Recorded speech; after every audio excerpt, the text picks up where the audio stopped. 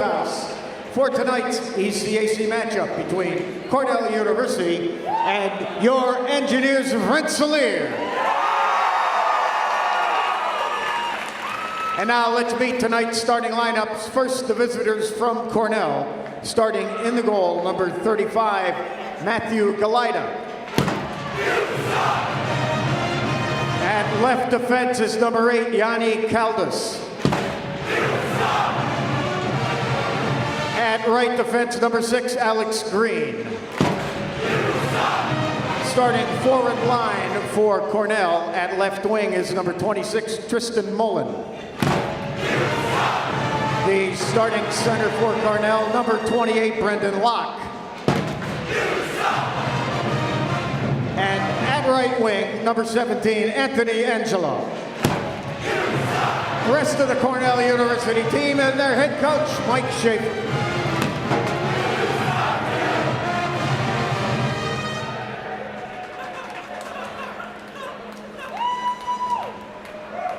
And now, let's meet the starting lineup for the Engineers of RPI. Leading your Engineers on the ice tonight, please welcome the junior engineer, Nate Hartkern. And starting in the goal, a freshman from Victoria, British Columbia, number 1, Lyndon Marshall. At left defense, a senior from Calgary, Alberta, number 13, Jared Wilson.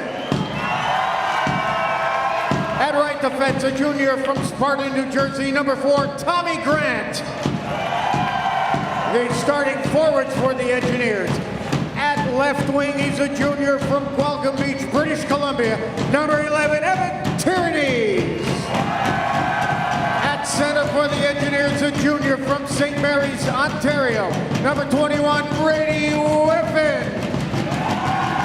And at right wing, a freshman from Lebanon, Pennsylvania, number 22, Donovan Ott.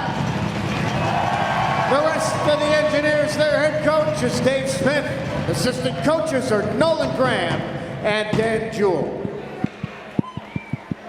Now, ladies and gentlemen, we ask to honor America and Canada, we ask that you please rise to honor those who served both our countries.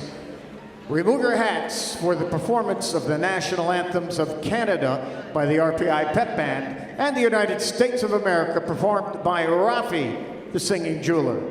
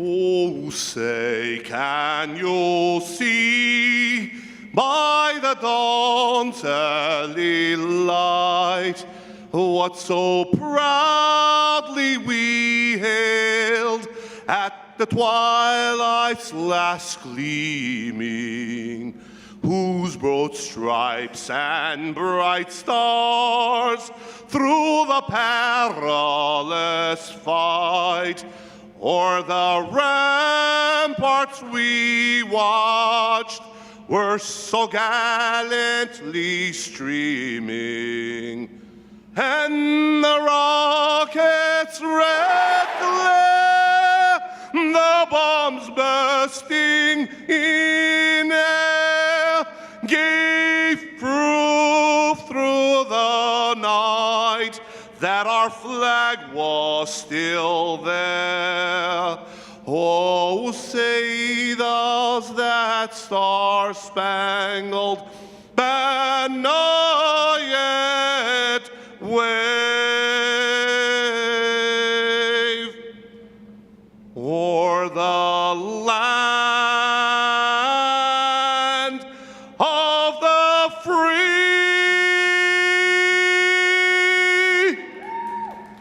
and the home of the brave.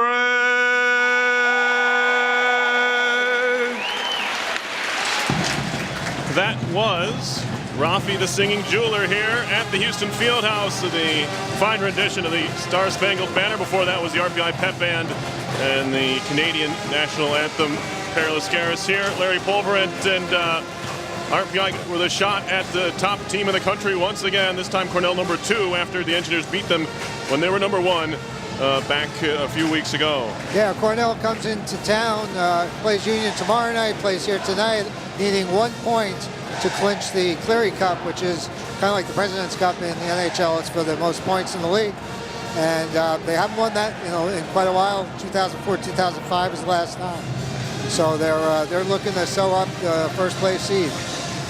And for RPI, looking to keep them at least for the night of not clinching. If RPI can get a win, it'll go until tomorrow. Union, of course, the only team that can catch Cornell. They're taking on Colgate tonight across town in Schenectady. A Union win tonight, an RPI win means that tomorrow night's game would be for the Cleary Cup between Cornell and Union. Here we have the number 2 team in the country, the Cornell Big Red. Goaltender tonight, Matthew Goalie. The freshman has been spectacular. 8 shutouts on the season, 18-3-2 record, 147 goals against, 941 save percentage. For RPI, Lyndon Marshall from Victoria, BC. He's been the goalie of the week. He's been the rookie of the week in the league, but carries a 416-2 record, 335 goals against, 902 save percentage.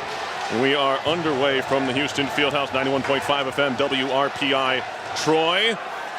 Engineers have the puck at center ice. They're wearing their home whites tonight. They'll be wearing red tomorrow. Cornell in all red tonight with white trim as it's worked up the far side boards in front of the Cornell bench. A couple of hits thrown there as these two teams get reacquainted with each other. There's a hit thrown on Tristan Mullen, shot in by the Big Red. They'll fight for it down low. Anthony Angelo at 6'5", 213 will battle for the puck. Engineers can't clear. Mullen near side will just chip it up the wall, poked at by Tommy Grant. It's Angelo in deep once more, 40 seconds in. RPI and number 2 Cornell, final 2 home games of the regular season for the Engineers before the ECAC hockey playoffs start. Up the near side boards towards the point. Throwing a shove into Router was Tierney's. Engineers finally clear it out to center. Tierney's is going to pin it up against the boards. Get some help from Brady Whiffen, who fires it down after crossing center. This game a minute old. Behind the goal for Brendan Smith. He was knocked out of the game last time these two teams met. Now it's tipped up deep, and it'll stay in play in the near corner of the RPI zone. Mike Prapaves is the team leader with 17 assists. He'll shoot it high off the glass and back into Cornell territory. Backing to play is Nuttall. He'll wrap it around to the near side. Paulino fell down. Tries to shovel up the wall. Stolen away and a chance to break into the zone. Donaldson in. Centering pass. Good poke check by Prapaves into the far corner. He denied an opportunity there for Morgan Barron. Cut that lane down beautifully. Cycling now, they'll work it to the point.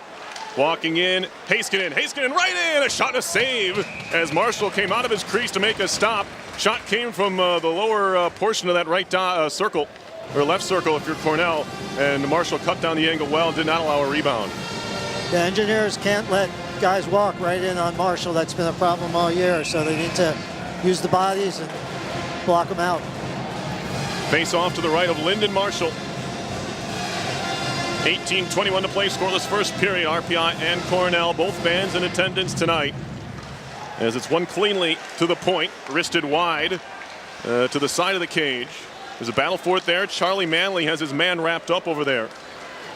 That's Jared Fiegel. He scored the only goal for Cornell at the line. Now the Engineers are offside the other way at the blue line. 18:07 left in the first. Just one shot so far belongs to Cornell.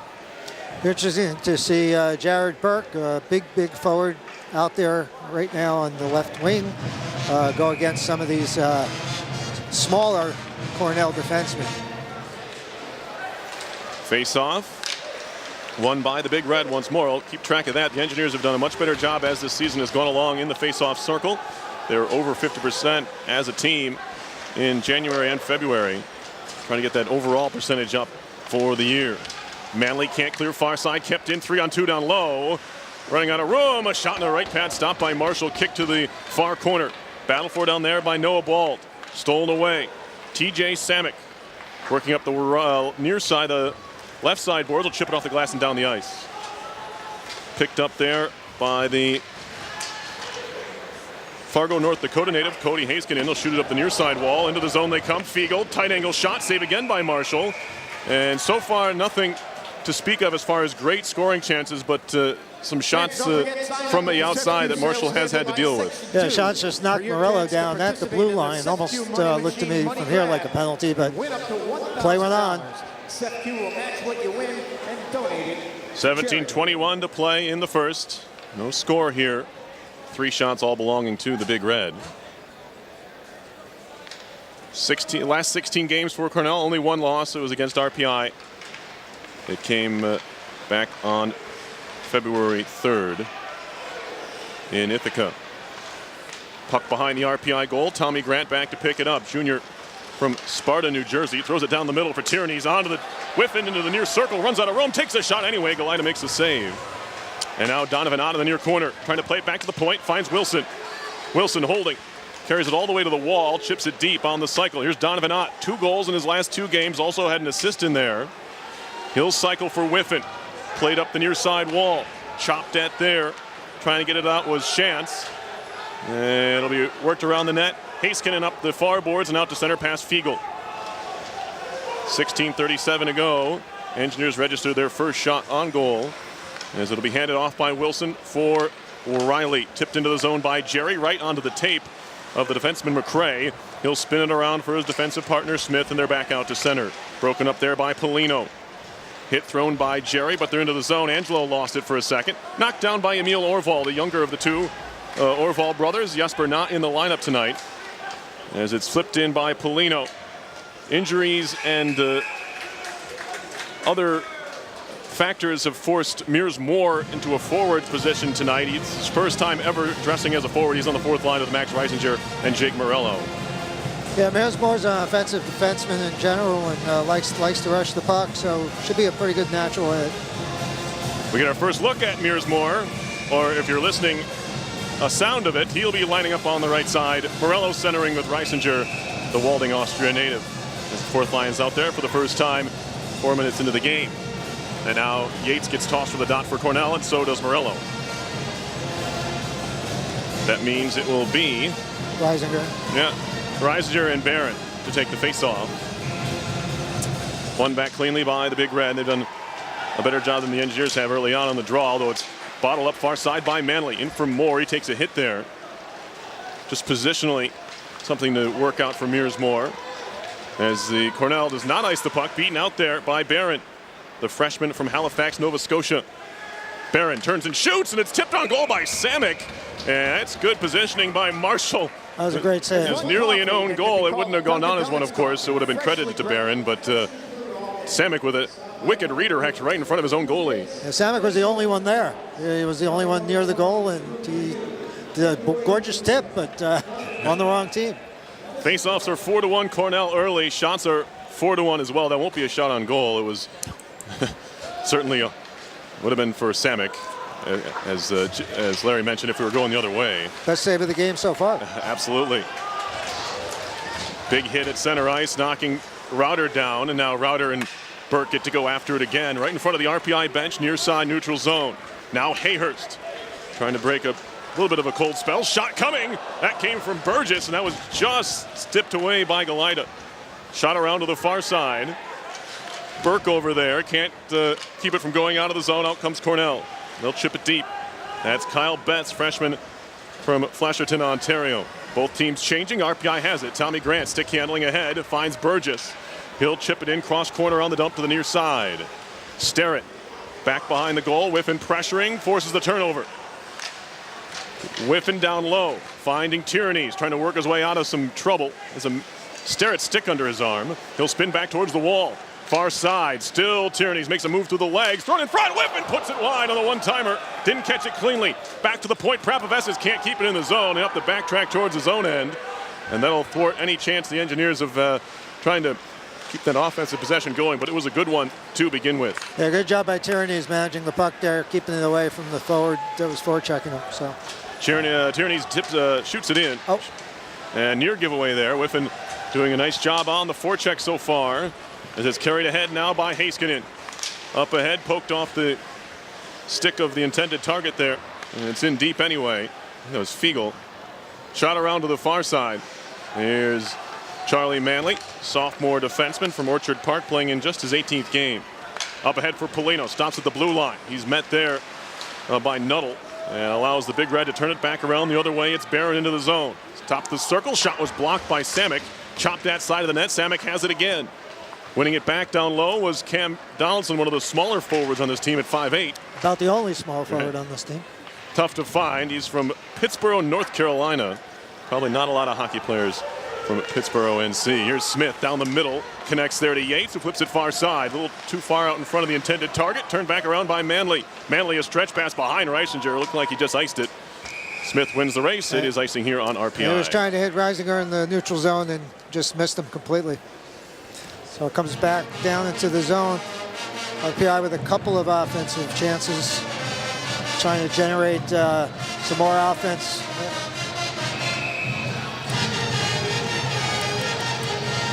It is white out here, as is traditionally the game here against Cornell. Can't really have a big red freak out against Cornell. Doesn't really work that way, right? No, it's always a bad idea. Mears more up the boards, trying to find Reisinger's got a tight angle, trying to walk his way in, throws it in on goal. Easy stop there by Goalie on the stick, and now it's turned back the other direction. Reisinger, when tracking down that puck, really ran out of room. Still flipped it on goal, now falling down, centering pass good. Tie up there by Morello. Had his man all wrapped up. That was Nuttall trying to crash the net, but again, good back check, and something the Engineers need to do all night is keep guys covered, don't allow the odd man rush, and that time they didn't, and it turned into really a non-chance for Cornell. Face-off coming up here in the RPI zone. 12:54 to play first period, no score. Referee ushering the RPI guys back on. Yep, on the ice, of course. To change. Tom Steinell and Jason Williams are the referees. Matt Brady, Michael Emanation, the linesman tonight. To the point, shot coming wide on the attempt there from Yanni Caldas. Back out to center it goes. Make that Alex Green, I beg your pardon. Number 6 for the Big Red. Now here's Caldas. Into the RPI zone, stick handling into the slot, poked away. Gathered in by Burgess, he'll flip it near side on the saucer pass. Claiming it off the hop was Burke, he'll shoot it in. Galida stomps it behind the cage. Little hesitation there, but he finds Caldas, and they're able to break to center. Kyle Betts on the move. Into the RPI zone, far side, drops it off there for Ball. Tried to center, broken up. Helped to the side of the net by Marshall, and they win it back to the Big Red behind the goal. Betts in the near corner, back to the point. McRae walking in. Stops at the hash marks, turns back towards the point, hands it off for Smith. Smith walking right in, a shot and a save by Marshall. And he was left alone.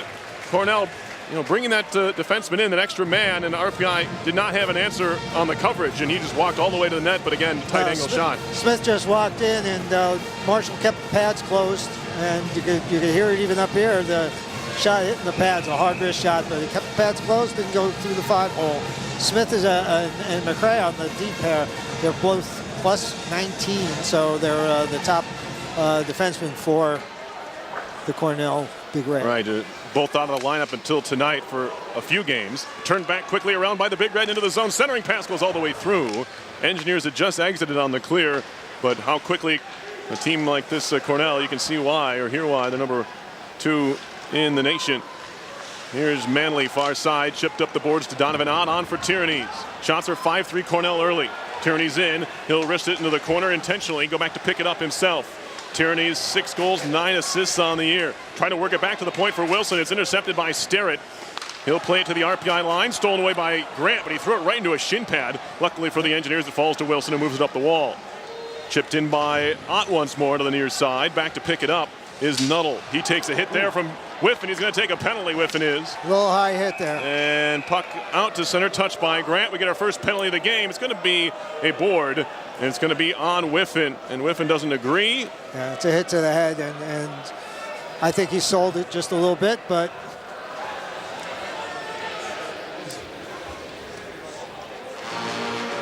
either way, a power play for Cornell. Big Red on the man advantage this year. 19 for 115. That's a 16.5% rate. The Engineers on the kill, 100 for 131, 76.3. And Whiffen is one of RPI's best penalty killers, so we'll have to rely on some other guys. Well, the Engineers win the draw right away, and Tommy Grant will shoot it all the way down. Goalie will stop it behind the cage. A little bit of forecheck pressure from Billy Jerry, but now it's Cornell to break out. Yanni Caldas. Drop pass at center ice. Finding Router. Moved into the zone. Angelo centering out in front. Good break up there. Not out of the woods yet. Played back to the point. Caldas. Far side. At the wall. Shot to the near side. Router turning and shooting right on. And a save by Marshall. He's been sharp so far. He'll need to be throughout. 10:40 to play in the first. No score. It's still minute 28 on the Cornell power play. Yeah, Linden is tracking the puck very well. He's very square to the shots. He hasn't gotten caught really out of position, which is good. Caldas is the power play guy here. He's got 4 power play goals from the point on the Cornell team this season. Face off here to the left of Marshall. Now linesman on the far side. That is Matt Brady saw something. And Engineers are able to clear another defensive zone face-off win. And RPI wasn't winning draws early, but they've won the last 2, and they've counted here on the kill, and turns it into 2 clearances. Exactly what you want when you're down a man. Here's Caldas at center ice, drops it off. Donaldson, far side connection to Router, popped off his stick. To center, looking for Paulino, trying to maybe break shorthanded. That doesn't connect, and now Caldas back the other way. Stops at the half wall. He's bottled up there. Stolen away. No, maybe a chance to break for Tierney shorthanded. He does have a shorthanded goal this year. Came against Brown here at the Fieldhouse. And he'll just get it deep and set up the forecheck on the kill. Another 44 seconds remain on the Whiffen boarding call. McRae drops it all the way back. A little bit of speed into the zone now. Comes Locke. He'll work all the way into the middle of the slot, but it's knocked away from him. Now back to the point for Green. Near side. Green up the wall. Locke again. Turning. He'll walk it into the top of the circle. Takes a wrist shot through traffic. It's high off the glass. Might have caught somebody on the way through. Battling to get it out of the zone is Morello. Now he shoots it into the Cornell bench. And we get a stoppage center ice draw coming. Yeah, he shot that high, missed the net, and just went right around and out. So far, not a lot of threats on this power play by Cornell. RPI keeping them at bay. Not a lot of scoring across ECAC hockey so far. Brown does lead Harvard 1-0. Quinnipiac over St. Lawrence 1-0. Dartmouth already ahead of Yale 2-0. Everybody else is scoreless. But I guess there's a couple early goals to speak of. White will shoot it in. Or Nuttall, rather. Behind the goal, Router trying to center it. It was intercepted nicely by Jerry, and he shoots it down all in one motion. 3 seconds to go in the power play. It's just about over as RPI was able to clear. And the Engineers are now 1 for 1 on the kill. Cornell from behind its own goal. Matt Nuttall, junior from Marilla, New York. 11 points from the blue line on the season. 2 goals, 9 assists in 27 games. This is RPI's 33rd game, so the Ivies do catch up to a certain extent in the games played, but they're never going to completely. They do play fewer games regular season-wise than all the other teams in the country. Here's Riley across for Prapavesis. He'll cross the red line and shoot it in. Barring, of course, a NCAA tournament run. He might catch up to some teams then. Shot all the way down. They say it was touched by Fiegel, no icing. Battling for it behind the RPI goal. Prapavesis does a nice job to find Emil Orval. Touch pass for Hayhurst. Hayhurst wants to fly. He's cut off nicely momentarily by Green. Now a centering pass looking for Burgess. Picked up Prapavesis. Lifted up over the top and might have caught Galaida's mask on the way through. But a good rush for RPI with Mike Prapavesis joining the play, looking for his first goal of the year. He gets his points other ways via assists. By that time looking for the goal. Yeah, Prapavesis had the puck bouncing just a little bit on him and caused him to lift it just a bit and went up and over. But a good rush by the Engineers. Hayhurst finding a little room just between the defenseman and the boards to get that puck passed and then centered. I think it was a mask save. It might have been headed high anyway, but in the end, Goalie had to be in the right spot. But it's good to see the Engineers countering here with some offense. They're going to take a punch or two, as Coach Smith mentioned pregame, Larry, but the ability to punch back is the important thing. And to make those initial punches, not goals, make them, just maybe saves. Yeah, they're doing pretty well on puck battles. I don't think they're getting outmanned in their play on the boards, and I think they're doing pretty well at keeping the puck away from the dangerous guys on Cornell, such as Angelo and guys like that. Shots are 6-5 Cornell. Face-off 7-5. Big Red. Hayhurst is going to take this face-off. Yep. He's the best RPI he's got at about 54%. Yep. As RPI will line up 2 on the inside hash marks on this face-off that's coming up right side of their offensive zone, but Hayhurst gets tossed. Now Burgess in there. Burgess in natural center, so hopefully he can do a good job there. And the face-off is pushed on goal, in fact, and Galida has to make a stop. Burgess on the season has won just about 40% of his draws, but he's only taken a handful, 80 total. And Hayhurst back in there now. 8:14 to play, first period, no score. And Burgess is back in. Burgess got to get another crack here, and he pushes it forward. Can't quite control it. Now Cornell to center on the chip, looking for Angelo. Sweeping poke check by Wilson out of the zone. That should be offside. There's a couple of touches of the puck. Are we going to get a whistle? Yes, we are. Mike Emanation says intentional offside, which you don't see too often. You don't always know or agree with it, but Mike Emanation very much adamant that he did that on purpose. RPI uses this to change the line. Be whiffing, I believe, on the faceoff. Yeah, on the intentional offside, the puck will go, of course, all the way down into Cornell's zone. Well, Cornell did not back out of the zone fast enough. There were still guys floating around. Face off here. Pushed down low for Tyranny. Tyranny's trying to one-hand carry it to the side of the net. He's knocked off the puck by Smith. Still fighting for it. His glove down. And now kicked at by Smith. To the point. Prapavessis keeps it alive. Touchdown pass down low. They were trying to find Tyranny's. It was broken up very well by McRae, who may have saved a goal, if not a scoring opportunity for sure for RPI. Now offside again. My goodness. Carried in there by Barron, and again, way offside are the Big Red. Yeah, Donaldson was way in the zone, and I don't know if they're trying to fast break a little bit here, so they're ahead of the play, but they are definitely racking up offsides. When they come back with their number 1 line out there, a very big line, a couple of wingers at 6'2" and 6'5", so. Face off here in the RPI, or just outside the RPI zone. Flung out to center ice by Grant. Shot near side. It's Cody Heiskanen, freshman, 6'4", 184.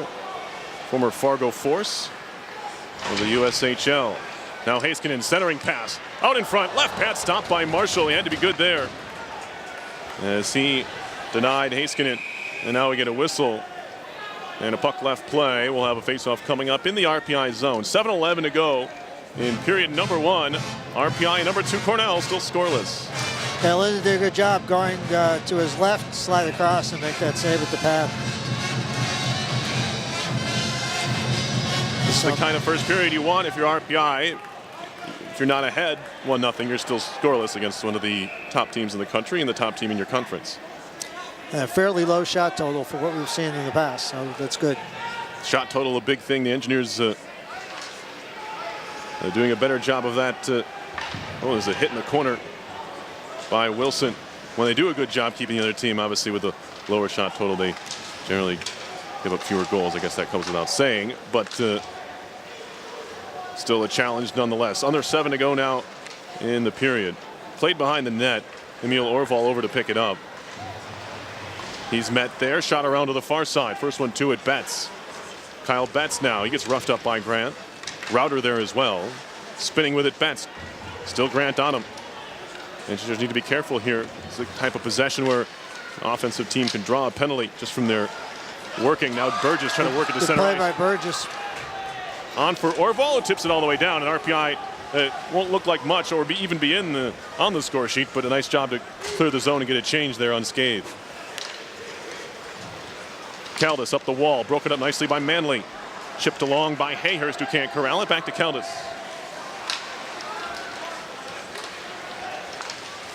And a good connection far side. Walking in, Starrett centering pass and hit a leg. As the defenseman did a nice job to cover up as much space as he could. Now back comes Burke. He'll chip it around his man and chase after it below the goal line. He'll take a hit there from Smith. He's wrapped up. Trying to dig it out of some skates is Ott. Ott far side, trying to find Hayhurst, went right through his legs. Back to the point for Riley. Riley at the point for Hayhurst, trying to walk into the middle of the slot. Hayhurst turns and shoots. It ramped up a stick and went up into the netting. We get a stoppage here, but good cycle play. And Donovan Ott trying to show off his passing skill here. Coach Smith has talked a lot about his shot, and he does have a good one. But a couple times tonight, he's tried to make that centering pass just to haven't connected. Well, I think he's fitting into, college hockey. He just came in January and has only less games under his belt. But I think he's fitting in very nicely and learning the game and making more confident plays.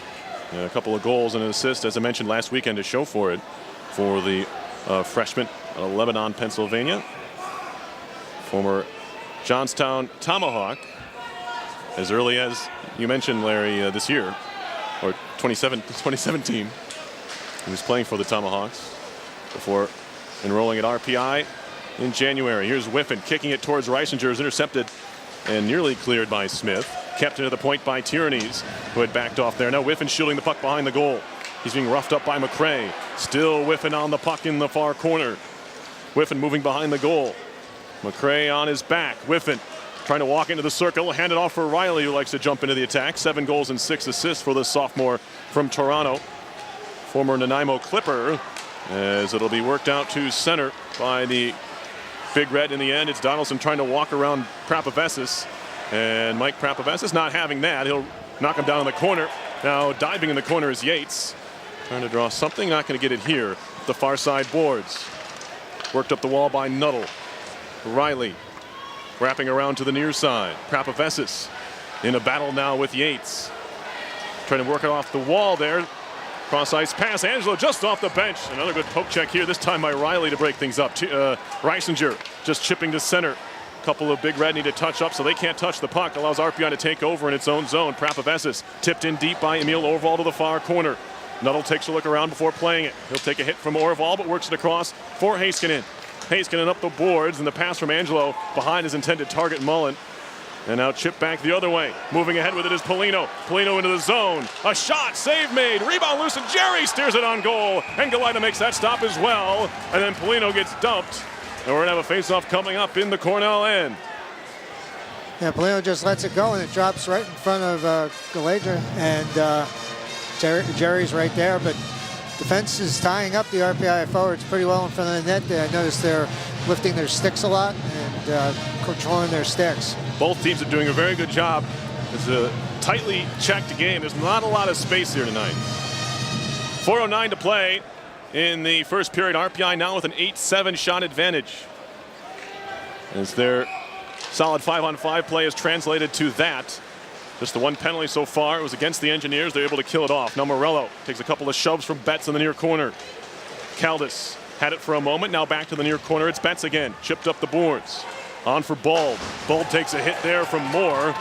The defenseman turned forward tonight, at least for the time being. Now in deep is Orval. That's Emil, of course. And Caldas is wrapped up by Orval once more. Up the boards, kept in by Manley. Up the wall, turning and firing from a tight angle. And just missing wide right there was Hayhurst. Now Samick down low for Hayhurst behind the goal. Hayhurst. Good possession here by RPI. Hayhurst at the far wall. Center blue line for Manley. Has some room. Lines up a wrist shot. Saved by Galita. Rebound pops away out in front. We got a penalty coming up. Who are they going to get? I think it's going to be Betts on Moore. Mears Moore was trying to establish some position, trying to jump on a rebound there. And Kyle Betts had him all wrapped up. It's probably going to be a hold, but it'll send the Engineers on the power play. Now this is kind of what I was alluding to. They're just putting the sticks kind of in the midsection of the Engineers and trying to hold them back and lift their stick. And in this case, he kind of grabbed a little bit, and the ref saw it. Called it. First power play for RPI tonight. They had a power play goal in each of the last 2 games. Princeton and Quinnipiac. On the season, the Engineers come in at 13.3%, 17 of 128. The Big Red on the kill, 84.5%, 82 for 97. But the only two seniors playing for the Engineers tonight on the points, with Wilson and Prapavessis. They always look together. Wilson on the offside and look to the slapper. All right, for the third straight game, Victor Liljegren not in the lineup. His only 3 games missed since one way back in his freshman year of 14-15. So he's been obviously a staple in RPI's lineup every time out. He had size and speed and just a will to win. He's done a lot of miraculous overtime winners in his day. 3 winners this year, 3 game winners this season out of RPI's 5 victories. Here's Prapavessis at the near point. Across, a drive by Wilson. There's that big shot. Blocked away. I think Starrett got most of what he did. He blocked it with his stick. Now he's playing without one. RPI on the power play, Cornell. Man playing without a stick is Starrett, so we can't play this puck. And it's shot out of the zone by Orval. And that'll allow Cornell to get back to full strength in a sense of having 4 players on the ice with twigs.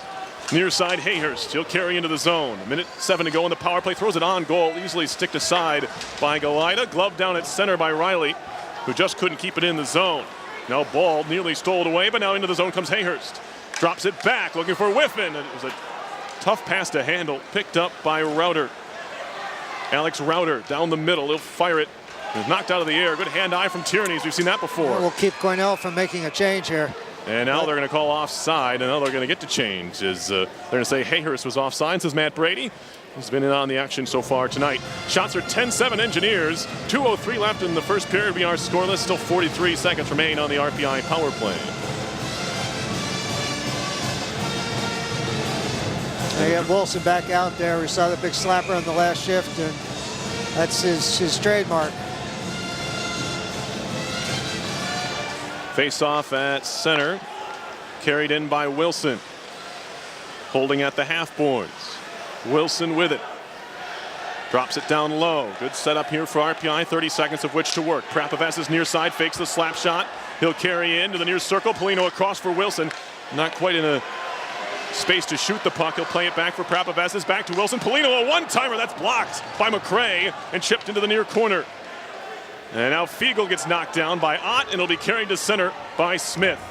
The defenseman will cross the red line and dump it in. 9 seconds to go on the RPI power play. That should just about do it. As Wilson's behind the goal, he will leave it off for Prapavessis. Near side for Emil Orval. Far side connection to the zone for Jerry. Back to even go the Big Red. Shot by Jerry is held onto in the end by Goalie. It kind of popped up in the air out of his glove, but he was able to snag it before any other harm could be done. 1:14 to play in the first period. We are scoreless. Yeah, Morello charged the net trying to get that rebound because I think he saw the juggle and basically got rode like a horse into the net. Draw coming up in the Cornell zone. Shots are 11-7 Engineers. Faceoffs now 11-10 RPI. So they're winning some of the statistical battles, are the Engineers, but still obviously no goals yet. Here's Hayhurst dropping it back for Riley. He takes a hit there from Angelo. And now Burgess, indirect to the near point for Riley. Fakes a shot, takes a shot, hit off of Burke's leg, loose to the side of the cage. And great quickness by Goalie. He had to spring to action there as Hayhurst was looking for that rebound. He was able to go right to left to hop on that loose puck. Just a who finds the puck first game. Fortunately for RPI, the goalie found the puck first. RPI having good net presence these days. They're just not finding the puck fast enough, or the goalie is finding it just a little bit faster. Harris trying to score first against Cornell for the second time this year. Remember, he scored 20 seconds into the previous meeting. Yeah, RPI gets thrown out of the circle again. Both centermen are out. Okay, Tyranny's going to try with it back to Prapavessis. Tyranny's can't win the draw. Or Kenny, no, knocked away. And now here comes Yates for Cornell to center ice. Chipping it near side, gathered in by Barron, a drop pass. Don't have a blind one, but it's still loose in the slot area. Thrown in front, another blind pass there off the stick of Donaldson. Now it's clear to center. Tierney's trying to push it ahead. Has to run into Caldas, and Caldas steals it away. Little return pass from Green to Caldas to free up some room. Kept in the zone by the Engineers. Whiffen, no. Apparently not. No, I didn't hear a whistle at all, but everyone else stopped, so I assumed there was one. No, I heard the whistle. Okay. It was a tight play at the blue line. 28.7 to go. Here's that replay. Just gets that glove out just before Morello gets pushed a little bit. Hayhurst, yeah. Hayhurst with an opportunity. Oh, it's Hayhurst. Thank you. But you like to see that going to the net. You know you're going to get whacked there. As Wilson stands up his men at the red line, puck into the RPI zone. Grant far side, his skate, now a chance for Cornell down low, broken up by Wilson. And RPI trying to get it out of the zone. Wilson will work it far side. Here's Jerry, he'll chip it in. 11 seconds to go in the frame. Down low McRae, he'll whack it near side, pinching in. Wilson takes a hit with 6. Out to center ice it goes, picked up by Jerry. Getting very physical here as Angelo and Wilson are wrapped up, and now McRae and Wilson get into it. And McRae's not letting go of Wilson's arm. I'm not sure where we're headed here, but a bit of a fracas back there. There's not much going on. I don't think we're we're gonna, pushing and hugging. I'm not sure what we're going to see from this. McRae is certainly upset about something as he was holding on to Wilson's arm. Wilson trying to get free, ended up shoving McRae after he was tangled up with Angelo. So I'm not sure we're going to get anything from it. I don't think we will, but certainly more to come. And we're already having that back and forth after just 20 minutes here. Yeah, good period. RPI dominating in the shots category, winning the face-off battle, doing just a good job of clearing the puck, tying up sticks. A couple of good defensive plays with the stick, getting it in the lane of the pass and tipping it away. I think they did a really good job. There's the replay of Wilson scrapping a little bit. He's known not to be a very gentlemanly player at times. Yeah, well, two big guys. I don't really know what that was about, but no, it was something along the boards. There was a little bit of tackling there, but I think they won't assign penalties for that. I think they'll just let it go. Well, Larry, since I have a rather long interview here, first period with Milos Fubela, we're going to get to that right away. But we'll come back with our stats after my chat with Milos. I had to take into account this took place last Saturday night at 2:30 a.m. It was 4 o'clock in the afternoon or 4:30 in South Korea. But I had a chance to speak with Milos. This was before they played the U.S. In the game they were ultimately eliminated in. But still a good chat I had with Milos Fubela. You hear that coming up in just a moment. You listen to RPI Hockey, where we're scoreless after a period. Number 2, Cornell and RPI. 91.5 FM, WRPI, Troy. Michael the Sky. Receive that in the crowd. Justin Edson. Fiona Flynn. Mallory Gaspar. Megan Gunsper. Shoshana Malfado. Samantha Nuttall. Denver Goalie. Hannah Rubinowitz. Alex Schneider. Soup Singh. Let's go!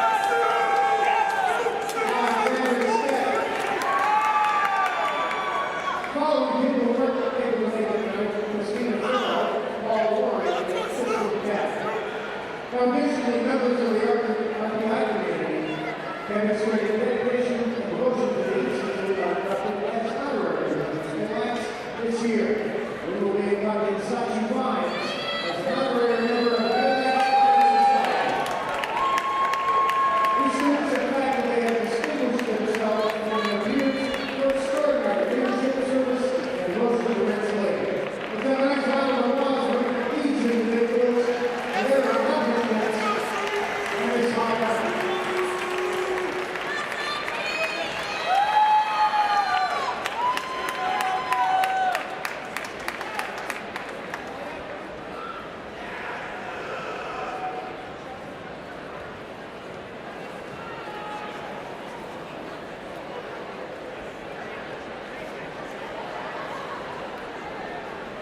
We direct your attention to the west end of the Fieldhouse here in the Tri area.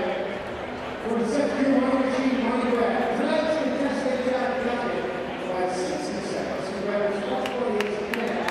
Follows right out inside the set Q money machine. Keep winning grabs. And set Q will match that amount and donate to a local charity.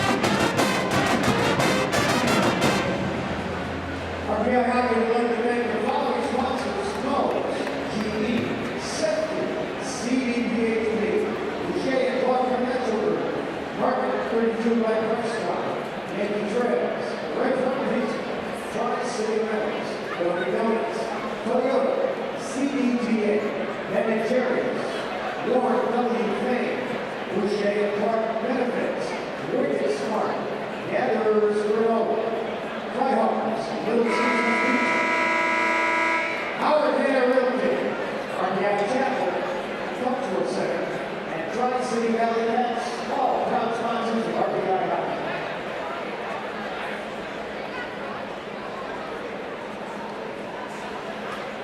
Hi, I'm Coach Yates Smith, and on behalf of the men's hockey program, we'd like to thank you for your continued support. We'd also like to make sure you enjoy the game tonight. Let's go Red. Hi, I'm Nate Smith, coach of the RPI hockey program. And I'm Freddie Jones. Like RPI, our firm has been in Troy since the 1800s. And like RPI, we have a reputation for being one of the best at what we do. The law firm of East Fort Jones, Packer Murphy, is among the most experienced personal firms in the state of New York. We are your hometown lawyers. We are here for you if you are ready. Coach, good luck tonight. Go Red.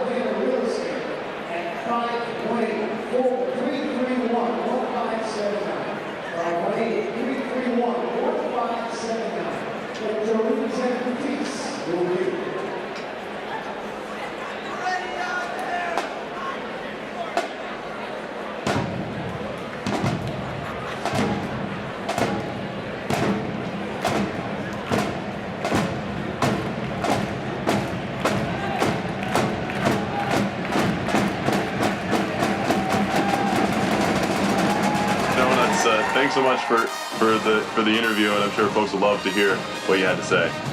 All right, thank you. Milos Babella, he's playing for Slovakia in the Olympics. He'll be back in just a bit. And the pitch. Dave just pitched a tomato, which won't work, but a healthy vegetable-filled diet could give you energy to hit that grand slam. Run, throw, think, eat better. Can your food do that? Find out at smallstep.gov. A public service announcement brought to you by the U.S. Department of Health and Human Services and the Ad Council.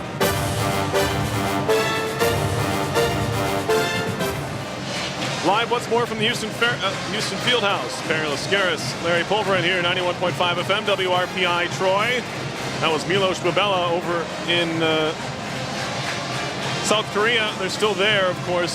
Slovakia was knocked out of the tournament by the United States 5-1 a couple days back. But the gold medal game coming up in men's hockey on Sunday. It's going to be Germany and Sweden. Did I make that up? No, Yeah, Germany, made that up. Germany and Sweden and are- Russia. Yeah. And the Russian athletes from Russia. Canada was the one who fell to Germany this morning. I was watching it.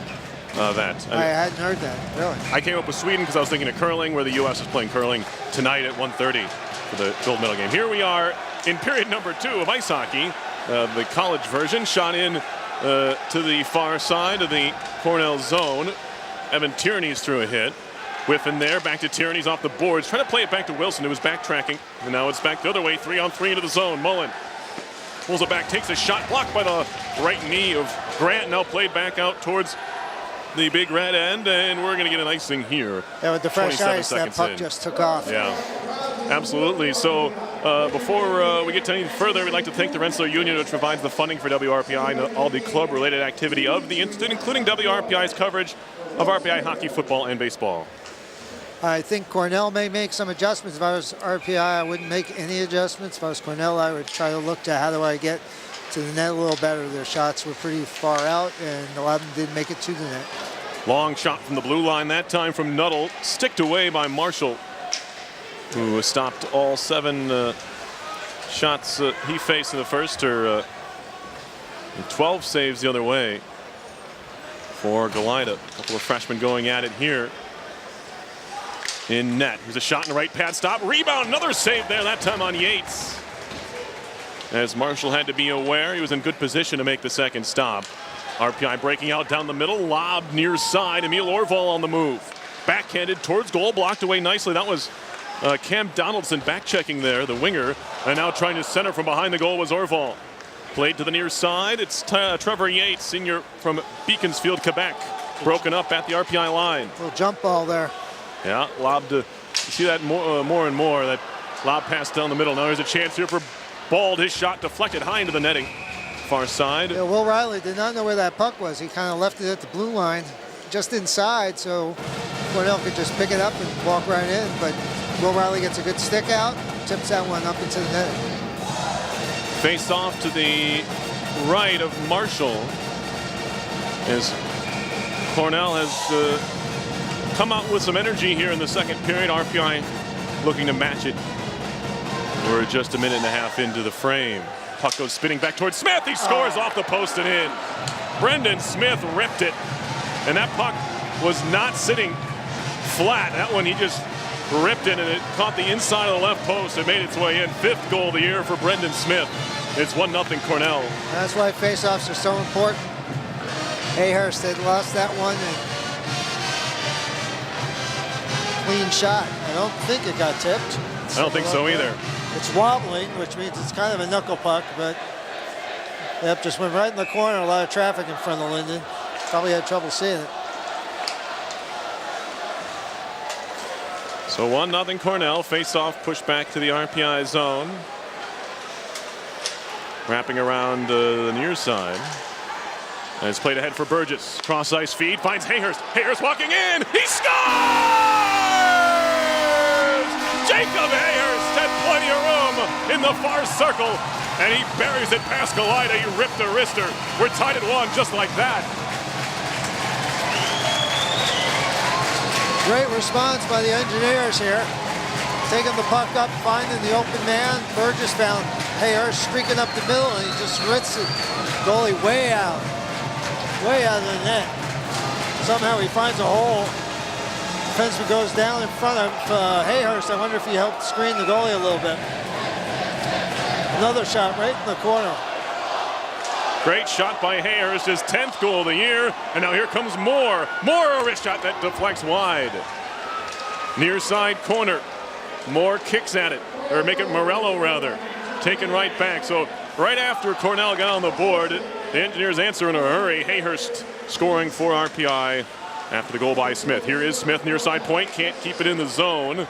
Flip back across for his defensive partner McRae. Now back in they come, stare at far side, drop pass, no shot came as Wilson and Reisinger just converged to knock down their man Chance. And now poke check here, gathered in by Reisinger. He'll play it across, gathered in by Wilson. Wilson wants to skate into the zone far side, pulls up and takes a low shot that caroms all the way around to the near half wall. Gathered in by Sterrett for Cornell. Bo Sterrett, cross ice feed for McRae, who shoots it deep. We're not 3 minutes into the second. We had no goals in the first period, but 2 very quickly, 1 each way here in period number 2. Lob back towards the RPI zone. It's Prapavesis. RPI with the long change only gets 1 D off. Good look ahead pass for Whiffen. He'll go around the goal. He's wrapped up there by Heiskanen. And now played up the near side boards. Cornell to center. Locke swept off his stick. Into the corner it goes. Riley has his man wrapped up there. And now turning out of the corner is Mullen. To the near side, Prapavesis has to be careful where he puts his hands there. Looked like he just grabbed a hold of him. Now played in front, kicked away by Marshall. No shot actually came from Locke. He was trying to track it down. And now Locke spinning in the far circle. Back to the blue line, into the skates of Heiskanen. His shot was blocked by Ott. He'll go behind the cage. Mullen again. There's a man floating it up. It's Tierney's. and he'll continue to try and play his defensive spot in the middle of the ice. Played up the far side boards. Tiernan will shoot it near side. Was he going to try to get off? I don't know. He looked like he was hurt, but now he'll chase after the puck. I think he just threw it to the open side. That's Hayhurst's 20th point of the season, leads the team. Absolutely. 10 goals and 10 assists for Jacob Hayhurst. Into the skates of Burgess, near side neutral zone. Ahead for Burke, but that puck was in the air. He wasn't able to corral.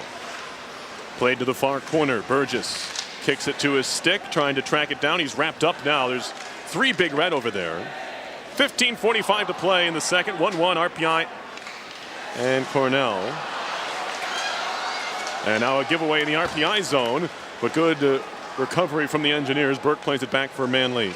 Yeah, it's twice this period so far. RPI defenseman just lost control of the puck without really being pressured at all. Played up the far side boards through everybody. Will this be icing? And they wave it off. Wilson's going to have to track this one down. Gathered in and shot ahead off the stick of Paulino. In on goal. Goalie thought about playing it. He'll end up holding on for a whistle. 15:08 to play second period. 1-1 RPI and Cornell. You're listening to RPI Hockey. 91.5 FM WRPI Troy. Cornell making a change on D. Some fresh legs out there. Looking to get this back to Wilson for his blast. Face off here, push back into the skates of Wilson. Yeah, it wasn't on his tape. Wrap it around to the near corner for Paulino. Paulino fell down, takes a hit from No Bald. Helping out is Billy Jerry. 7 goals, 4 assists for Jerry, the freshman centerman from River Falls, Wisconsin. And now from a knee, Bald clears to center. RPI to his own zone. Betts and Grant dueling there. Wilson gets knocked down and spun to the ice. Quick little call for a penalty, but no. Look to be clean from here. Tipped deep by RPI. Both teams want to change. Heiskanen rips it up the far side boards and all the way down. It was touched, so no icing on Cornell. Marshall flipping it near side. Sterrett trying to throw it on goal, trying to beat Marshall back to the cage, but the shot was blocked. Sean's far side. He's tied up. Picked up by Moore. Moore trying to clear to center. Tenacious pressure there from the Big Red, but they're offside. Fiegel just scrapping away, trying to keep the puck in the zone. In the end, couldn't. And a little bit of a whistle on the Big Red. Yeah, unfortunately, there's a lot of snow right there at that blue line right in front of the Cornell bench, and that's kind of slowed the puck up, so it never really made it too far and caused the offside. 14-10 left in the second. 1-1 RPI and number 2 Cornell. The lead, the very brief 18-second lead, was the first of the series in season for Cornell against RPI. Engineers led all the way in Ithaca from the 22nd mark on. Played up the near side boards by Ott. Couldn't get it by Locke. Now Riley will try behind the goal for Prapavesis. And now on for Whiffen, who plays it for Ott. Takes a couple of pinballs into the zone. Now Whiffen trying to find it. He's beaten to the puck by Smith. And into the near corner they go. Cornell zone. Whiffen trying to use his big body to work the puck back to the point for Riley. Makes a move. Riley up the near side boards. He's cut off by Mullen. Gets it deep anyway. Now Tierney shielding. Back to the point for Riley. Looking for a shooting lane. Again, Riley tries to make a move. Runs out of room. He'll try the near side. Big pile up in front of the goal. Donovan Ott was there, as was Brady Whiffen for RPI. 2 big defensemen for Cornell. Prapavesis keeps it in. Takes a wrister that goes just wide. Might have caught the edge of the post. I think it did. I heard a ding, so I think it just hit the post. Prapavesis, couple of bids in this one for his first goal of the year. That one caught iron. Keeps this one at 1-1. Just the outside of that right pipe for Prapavesis, who found himself in a good spot in the high slot. Engineers get it deep. Here's Yanni Kaldis for Cornell. Sophomore from Montreal, Quebec. 13 points from the blue line for Cornell. 3 goals and 10 assists. Hayhurst will flip it down the middle for Burgess. Too far for him. Big Red take over. Indirect behind the goal. Here's Yates all the way back to his own end. Plays it far side. Now a stretch pass from Locke connects. Into the zone comes Donaldson. And a whistle here, and an offside is called, as it looked like Morgan Barrett might have tripped over that thick blue line out there. 12:33 to play. You're listening to live coverage of RPI Hockey on 91.5 FM WRPI Troy. Perry Lascaris, Larry Pulverant, and I know I've already screwed up the Larry Perry thing very early on, but I think I've recovered. Yeah, I think the Engineers are playing a very conservative game, but it's good because they're not making mistakes, which is what has burned them in the past. Right, and talked to Coach Smith about the fact that the last 3 RPI victories this year, they've all been 2-1 wins. And I think that's more of a recipe for success, trying to run and gun. Engineers just don't have the veteran scorers that other teams do. And so the lower scoring game certainly has to benefit RPI, and it so far has. 12:06 to go in the second. Engineers have the puck, look to break out. Paulino hit him in the mask, and it goes into the RPI bench. And we'll have a face-off coming up in the RPI zone because of it. TJ Samick says he touched it at center, but I think they're going to talk about this. The face-off, I thought it should be at center ice. It hit Paulino in the mask and went out of play. Unless there's something in the rule book I don't know about. Linesman seems to think going back otherwise. to the original shot. Matt Brady says no, and maybe it's because he didn't control it. I don't know. But there was certainly a touch. Yeah, it hit Paulino in the mask, and that's what Dave Smith is pointing at. Not sure why they brought it back in. It's already been settled that it's not, but yeah, like I said, I'm with Dave here. I don't know. Shot by Heiskanen, and that one goes just wide. It could have been costly, as that's just how Cornell scored his first goal. Now, Larry thought he saw a trip. I thought I saw one too, maybe. Looked like a little bit of a trip, a little bit of a dive. Yeah, well, it's kind of a combination. Yeah, never out of the question when you take on the Big Red. It has played up the boards. Propavesis. So certainly that's what the refs saw, and they've let a lot of things go, just to one penalty each way. Neither team able to convert. Here's Propavesis navigating the Cornell zone in the far circle, centering pass looking for Reisinger. His stick was lifted very nicely in front. I think there was Shantz, or maybe it was Nuttall, and now Reisinger gets knocked down as he does battle with Fiegel. Looks like cooler heads prevail here. 11:23 to play. I thought it was a good stick lift in front of the goal. Folks on RPI TV get a chance to see it. Nuttall lifts the stick of Reisinger in the perfect timing there, and then covered up by Galida. Nothing to see here as far as I'm concerned. That's what Cornell's been doing all night is basically lifting the RPI sticks to not allow them to get a shot. RPI has to kind of fight that off, either spin off or just win that strength battle. Absolutely, not a lot of space to be had. Goals came on a face-off win, a clean shot. Now the shot from the far side by Cornell off the stick of Angelo goes wide, and Caroms nearly out of the zone. Auto play at far side off the skate of Tierney's, and in deep. McRae watched by Evan Tierney, shot to the near side, good connection. Moved out to center ice by the Big Red. Mullen onto the tape. There's a shot and a save. Rebound stopped by Marshall again. Loose puck side of the cage, forced out of danger. That looked like it was Locke who took the shot. And now Angelo trying to make a move on Tierney. He's trying to make a toe drag around him. Whiffen comes to help out. Loose stick in front of the net. Couldn't serve as a deflection point. The RPI guys wanted to get that out of there. Yeah, it was a good rush by Cornell. There we go. Whiffen's trying to knock it out of the way. But more concerned with the puck, and there's a shot blocked over the top. But I got the stick of the blocker of Marshall on the point shot. And we're going to get a much-needed whistle. The Engineers needed that. Shots are now 14 apiece with 10:29 to play in the second period in a 1-1 game. But exactly, this is the blueprint, Larry, that the Engineers needed. When you take that punch, that goal that Cornell got, score 18 seconds later. You can't score much quicker than that. Yeah, the momentum didn't last long, right, for Cornell. It went very fast. And with the home crowd, that gets the home crowd back and excited. Perfect timing on Hayer's part. Face-off win for RPI. Deadens at the Zamboni door for Samick, who just launches it out to center ice. Regathered by the Big Red. Tipped in deep. It's a Yates. And now Manley can't clear. Kept in by Caldas. Up the near side boards. Donaldson's looking across ice. Finds his man. That's Green. Back to the point. Caldas trying to walk around Hayhurst.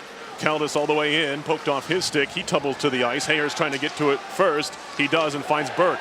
Burke backhands it out to center ice for Burgess. Man breaking is Samick. Burgess into the zone. Kind of fumbled the puck a little bit. Dives to get it down low for TJ Samick, the defenseman. Handed off for Burgess, scooping it to the far point. Hayhurst is there, has some room. Hayhurst walking in, he's cut off. He's closed out very quickly by Barron. Puck stays in the zone for the time being. Now it's lifted out to center by Cornell. 9:34 to go in the second. Samick with a puck on edge. He'll settle it down and play it ahead for Burke, who just tips it deep. Goalie wants to cover and get a whistle, and does. 9:25 on the clock, and you look at the goaltender, Matthew Goalie, the 147 goals against. He has 8 shutouts this year, 5 in the last 10 games. That's an incredible season defensively for him, and not only him, but the Cornell team defensively.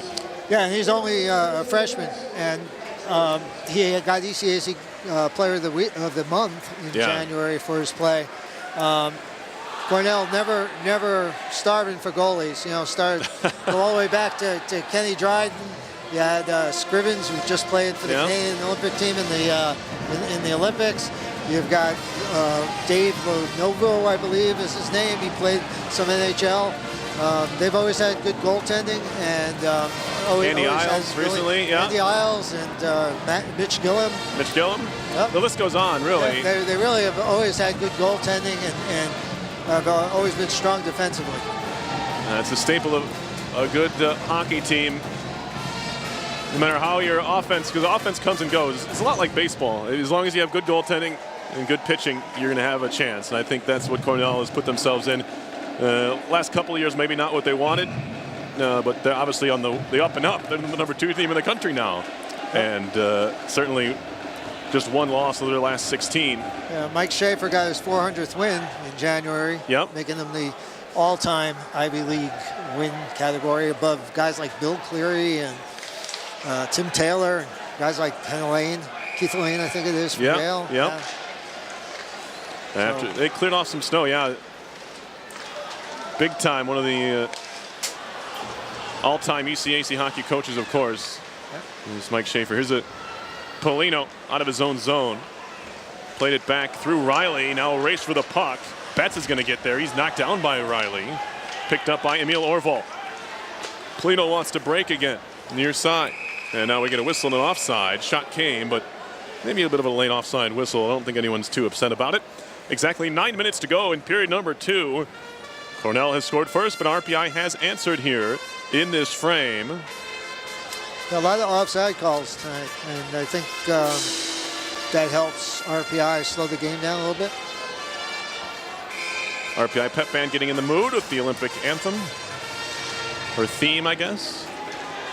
Both pep bands in attendance tonight, of course. Cornell, as is tradition, they come down across to Troy, I guess. Reisinger will push the puck into the zone. It's quickly stolen away by Heiskanen. I think they go everywhere. I think they do. Comes with the territory and the hockey tradition at Cornell. Now Morello nearly had it, kept it at the blue line, poked off his stick. Wilson gets knocked down far side. Morello helps him out, just plays it to the Cornell line. They go D to D for Nuttall. Near side carried in. This is Fiegel. He gets knocked off the puck by Grant. Now mirrors more, flips it to center for Reisinger. He'll stop at the red line, cross it, and dump it in. Haven't seen the Engineers as proficient as clearing the zone as they have been tonight. I think they're doing a good job of doing that. Yeah, this game reminiscent of the Cornell game, maybe with fewer chances for RPI. In Ithaca, Coach Smith mentioned it, but RPI could have scored 3-4 goals in that game. They only did score 2, but it was enough at the time. Here's Caldas walking in, centering pass right on in front. They score. It's Angelo, and he buries it. No doubter there, as Marshall had no chance to go right to left quick enough to stop Angelo. That's his 13th goal of the year. It's 2-1 Cornell. Yeah, Angelo, a huge big forward, draft pick of the Pittsburgh Penguins, I believe, in the 5th round a couple years ago. Yep. And no coverage in front for RPI. Nobody was there, and he just had to tap it really into the net. Very simple play. I think Tyrannese goes and follows his man out to the point. Both defensemen are in the same area. Angelo just goes to the open ice for the tap-in. So RPI trails once again. They had a pretty quick answer last time. We'll see what happens. Hayhurst is on the ice again. Here's Riley, a shot right on, and a save by Goalie. The problem for RPI is when the opposing goalie is giving up a goal and a half per game, you're going to be on one side of that usually, the 1 or the 2, and that's about it. Correct, yeah, that's going to be hard to get one through him. Well, again, you never know about penalties or... Oh, sure. Sure.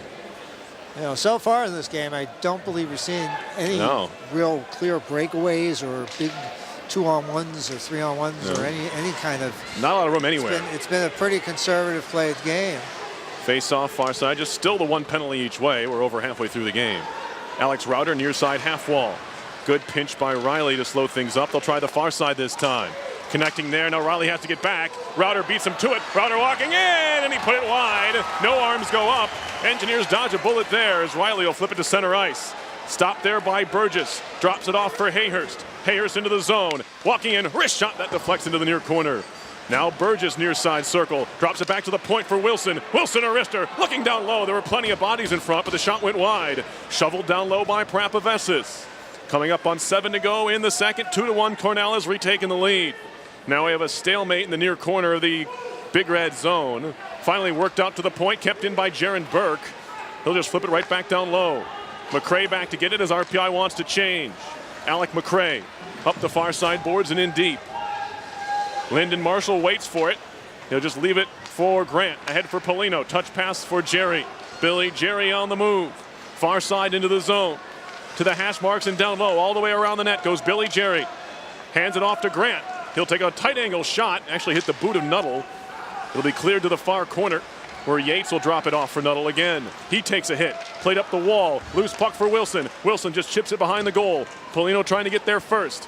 Orval, his teammate, does. Back to the point for Grant. Grant will just filter it right back behind the goal. Paulino. He's being watched by Heiskanen. Now Nuttall for Cornell. Lifting it up the wall. He gets it as far as center. Gathered in by Barron. Near side Yates into the zone. A wrist shot over the top of the net. Caroms to the far side. Jerry picks it up there. Stretch pass looking for Paulino. Does enough to get his stick on it. RPI will change all 5. Under 6 to go in the second period. 2-1. Number 2 Cornell leading RPI here at the Fieldhouse. Yeah, Paulino was gassed on that shift all the way back in his own zone. He looked like he was out of gas. Now Samek nearly lost it behind the goal. Stays on it. TJ Samek goes down. Just lost an edge, ran out of steam, what have you, but got it to center ice. Now Moore takes a hit, but gets it ahead for Morello. Morello wraps his man up, but Bald plays it quickly. And it's worked up the boards. Pinching in is Manley, nearly kept the play alive in the zone, but it's Moore. Goes out to neutral ice to claim it and chip it right back in. Back on it is Green for Cornell. Broken up there by Moore, but Shantz plays it to center for Caldas. Far side connection, Mullen.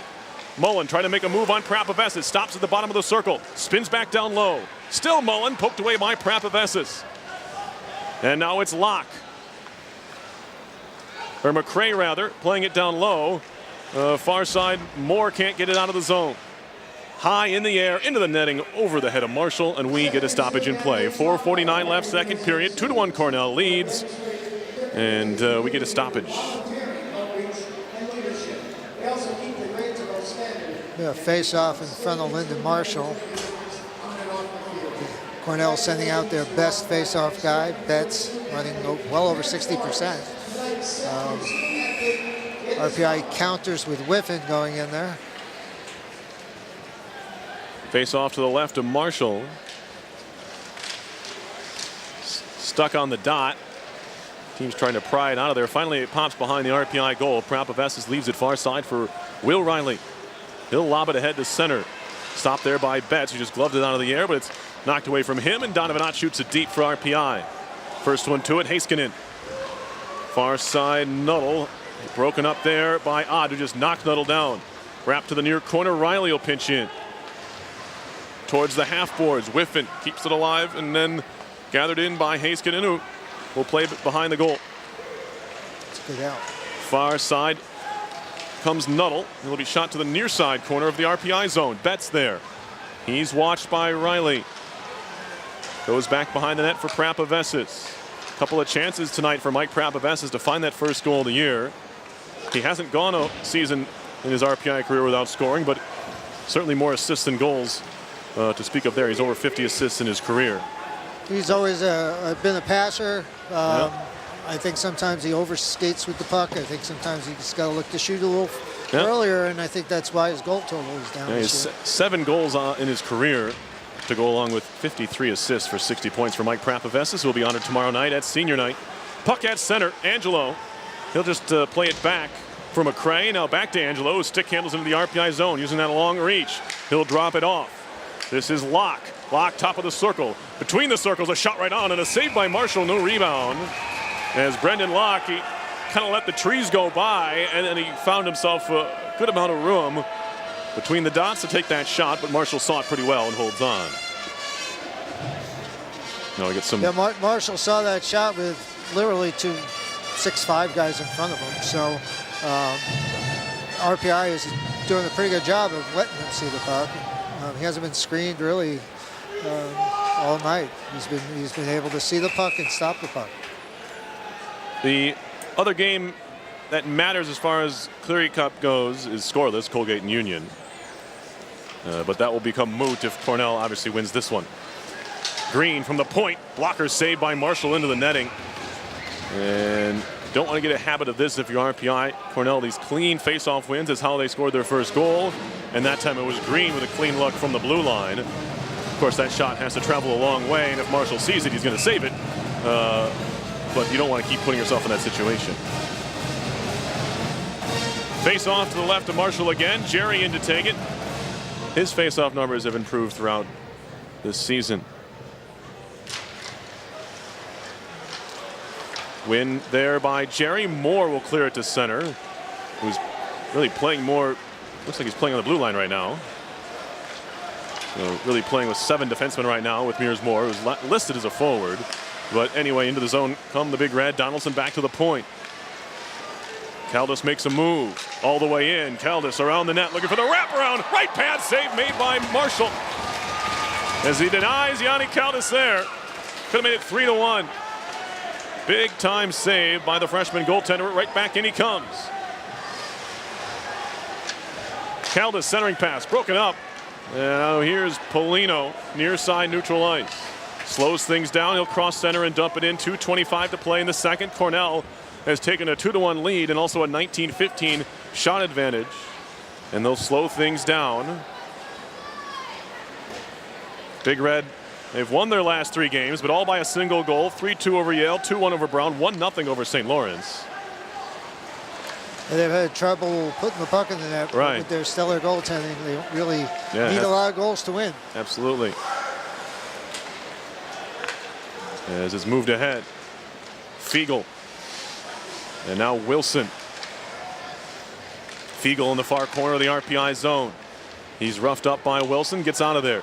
Fiegel trying to drop it back, but Tierney lays a stick on the ice. RPI has numbers if they hurry. They work it ahead. Into the zone, onside. Here's Reisinger, a shot looking for the top left corner. He missed wide. And now Bold ahead. Race for the puck. Here is Betts all by himself in the zone as a man trailing is Bald. He'll pull it back out towards the blue line. Broken up there. Prapavestis will lead the rush the other way, or will he? No, he'll just shoot it deep as RPI wants to get another change in. 1:20 to go in period number 2. 2-1 Cornell leads. Here's Brendan Smith, had the first Cornell goal. Far side for McCray's defensive partner. McCray's going to walk it in as it poked off his stick by Burke. And now Bold down low trying to help out. Keep it alive for the Big Red. Bold. Wrapped up by Prapavestis. They go into the near side half wall. Lobbed out to center ice. Race for the puck. Router is going to get there ahead of Burgess. Or is he? Burgess turning on the afterburners trying to catch up. Just couldn't do it in time. And now McCray will lift it behind for Smith.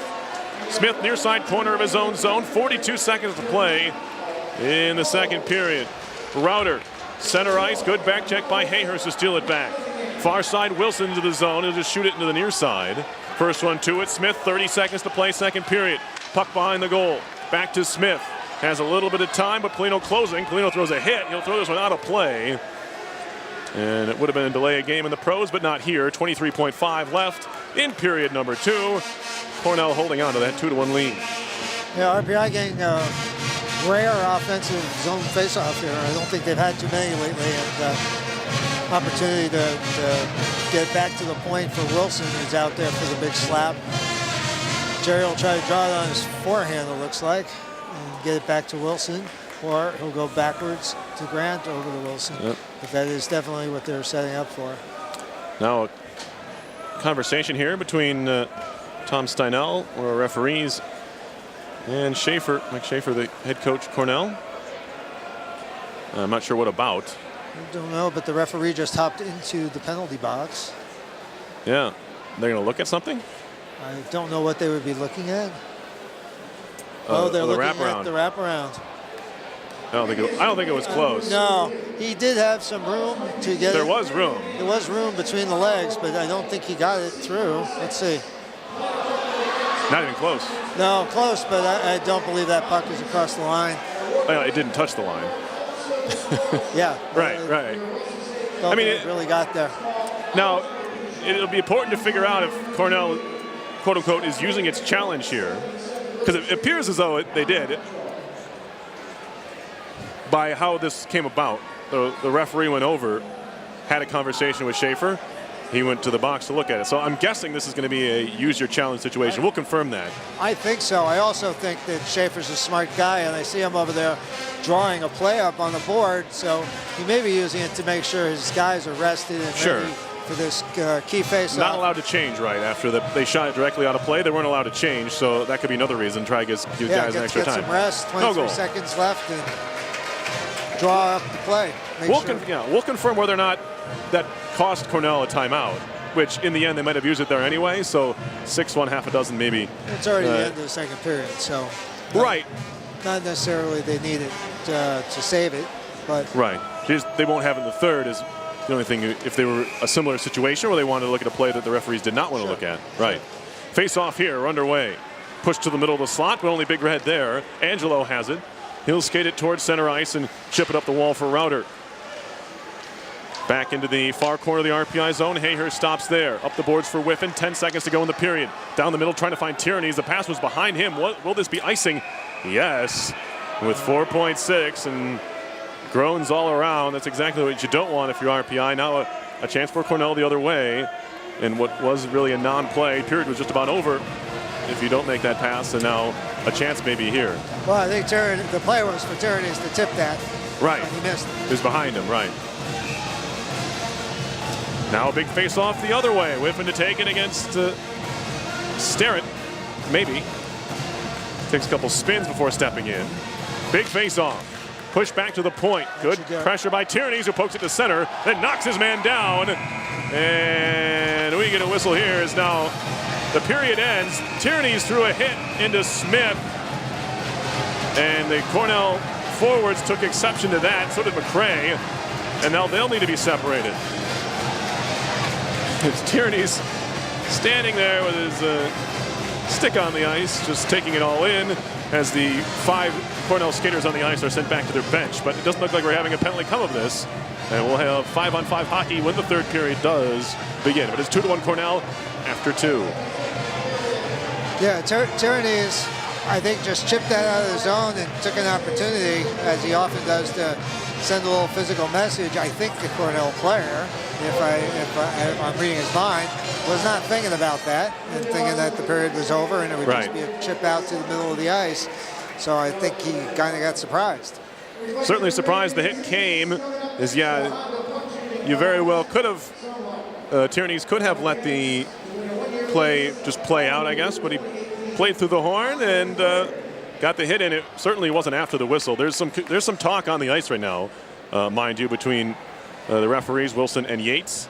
But I believe it's all been sorted out, and have to appreciate the way this game has been officiated. They're letting them play, which is the way I like to see it. I don't like to see whistles every 30 seconds, and I like the guys to be able to play hard. And if you deserve a penalty for doing something that either is an injurious type play, an injury-inducing play, or scoring opportunity, that's a valid penalty. But often the game gets out of control with whistle mania, and you wind up playing. There's no flow to the game. You wind up shifting your lines around. It just really ruins the ability of the coach to really do anything to get a team rolling. Right, and so that's something RPI has to be happy with. Obviously, staying out of the box is big. Their penalty kill has not been where the coaching staff has wanted it to be. So if it's a low penalty game, it has to benefit RPI. You have to think as far as that goes.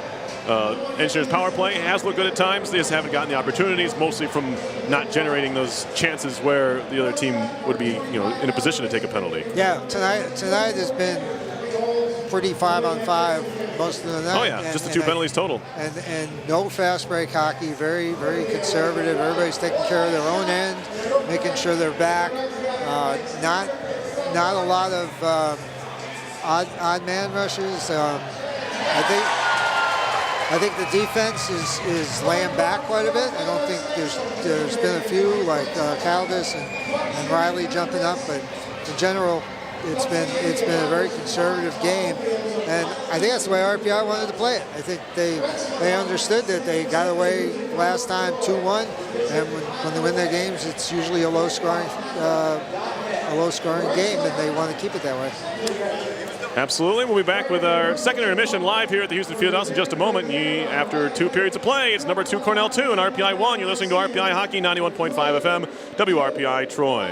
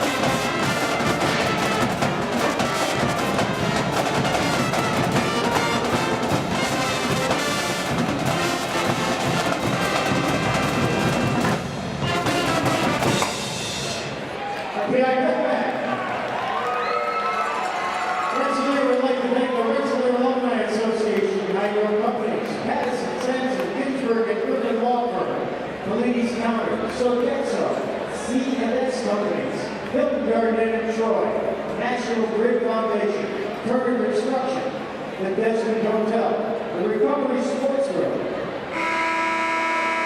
Eastern Joe Tackler, Stanley Steeler, Stewart Shops, BSN Sports, Boucher Clark Benefits, Rensselaer Honda, Freihoffers, Repeat Business Systems, CDTA, H2M Architects and Engineers, and Wolf Spearboat Detroit, all proud sponsors of RPI Hockey.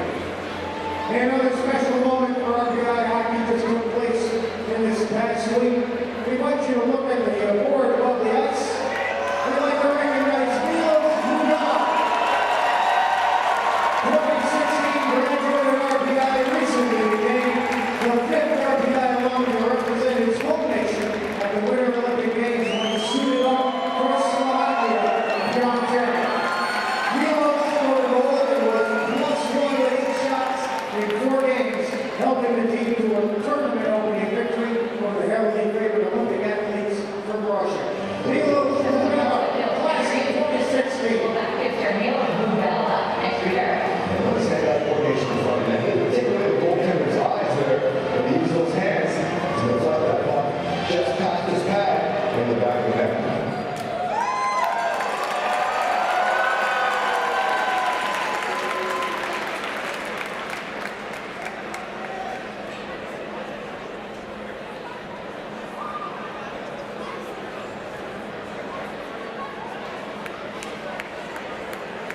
There's always time for great, easy food at your Stewart Shop. Warm up with a bowler from Stewart Shops. Hot soups and entrees ready for you. Chili, mac and cheese, broccoli cheddar soup, and more. Check your shop for the entrees of the day. Available in 3 sizes. No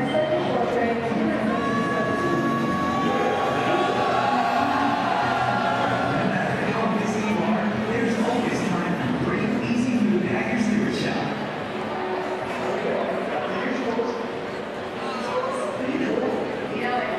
Your usual. At Dunkin' Donuts, we'll make sure it's just the way you want it every time. America is on Dunkin'.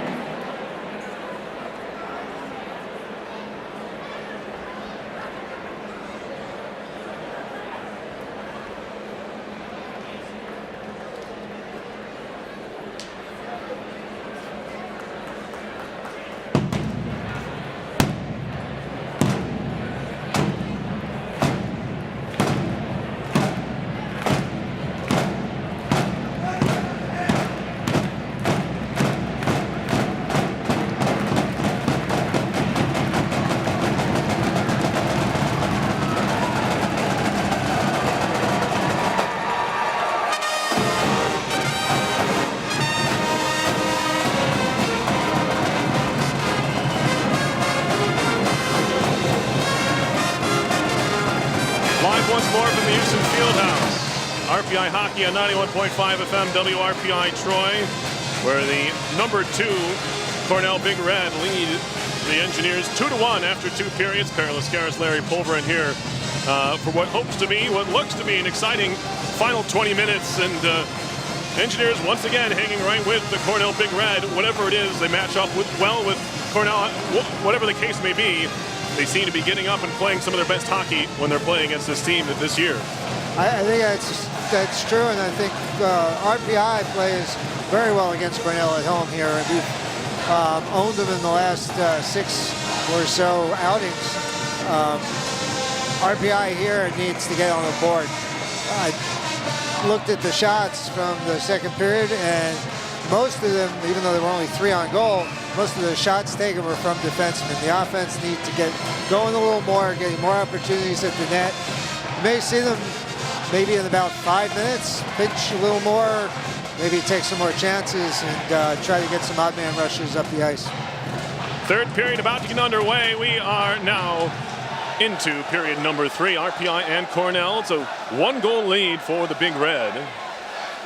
As it's behind the RPI goal, the Engineers have it. And Wilson down the middle for Hayhurst. Touch pass off for Burgess, nice hands ahead, flipping ahead for Grant. Grant into the zone, takes a wrist shot right on. Save by Goalie. He'll hold on, and we get a stoppage 20 seconds in. So easy save for the goalie, but gets the face-off in the zone, and both teams take an opportunity to change their lines. RPI going with the Jerry line out there. Cornell has played, although they have just the one loss in the last 6, they're 4-1-1. That last, of course, the Engineers. They've played in those 6 straight games have all been one-goal games, whether winning or winning by 1 or the one loss to RPI and losing 2-1. So everything's been close recently, and a 0-0 tie to go along with it against Clarkson. Tipped along far side corner of the Cornell zone. Jerry there with Emil Orval, who falls down. The puck trickles away from everybody, and finally they realize where it is, and they will continue to scrap for the puck far side corner. McRae there, trying to dig it out for Cornell. Finally it pops behind. Smith takes a hit from Jerry.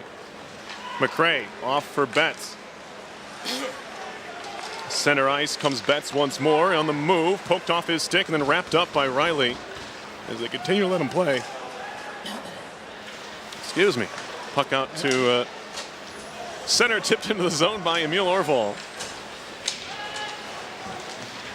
Shot near side by Heiskanen. Big hit at center ice by Wilson. Donaldson, he had the puck, but carried into the zone anyway. Now a shot and a goal. Morgan Barron threw a screen. It looked like Marshall didn't see it all the way. It might have even beat him 5-hole, but it is the 3-1 Cornell lead early in the third. Yeah, he went in the zone. There was a defenseman there, and he just didn't stay with the man. Oh, well, here's the problem. It's Whiffen, not a defenseman. It's a forward playing back. Needs to step up on that guy and make sure he's got him to the outside. Barron made a little move to the inside and just wristed it right into the corner. There'll be a test here of the Engineers' medal as they're now down 2 goals and getting spilled there. Well, at least losing his stick was Sterrett. Puck shot around to the near side of the RPI zone. Can't get it out. Tyrannies doing battle there with Donaldson. Is it shot all the way down? No icing. Nuttall will shoot it near side. On for shots. He takes a bump there from Tyrannies. Kept in nicely there by Manley to the far side. A drive, and that hits off the end boards. And a try by Samick. And 4 players are caught down ice. It's a 3-on-3. Tipped on goal anyway on a shot. Kicked at by Moore. He'll chip it off the glass to center for Whiffen. Maybe a 3-on-2 for RPI. Into the zone. Near side Samick. Looking for a shot or a pass. He elects to shoot it off the back of the net. Moore trying to jam it in the near post. That doesn't work. It'll go behind the cage where Bald will skate it to safety. Noah Bald on the move. Into the RPI zone. Stops at the point. Fed into the middle of the circle. It's carried far side by Mullen. Then he lost it. Back to the point now. Shot coming. Hit bodies in front. Tie up there. Hayhurst. Or make it Morello rather with Smith. It'll come free to Jake Morello in the end. He has it pinned up in the far side corner of the Engineers' end. 3-1. Cornell has taken a lead here early in the third. We're not 3 minutes in. That shot all the way down. This will be icing on RPI, and we get a stoppage in play. Go ahead. So I think RPI needs to open it up a little more. I think now that they're behind by 2 goals, we need to take a few more chances, get the D up a little more, and try to hang a little bit behind the play in some cases and look for a fast break.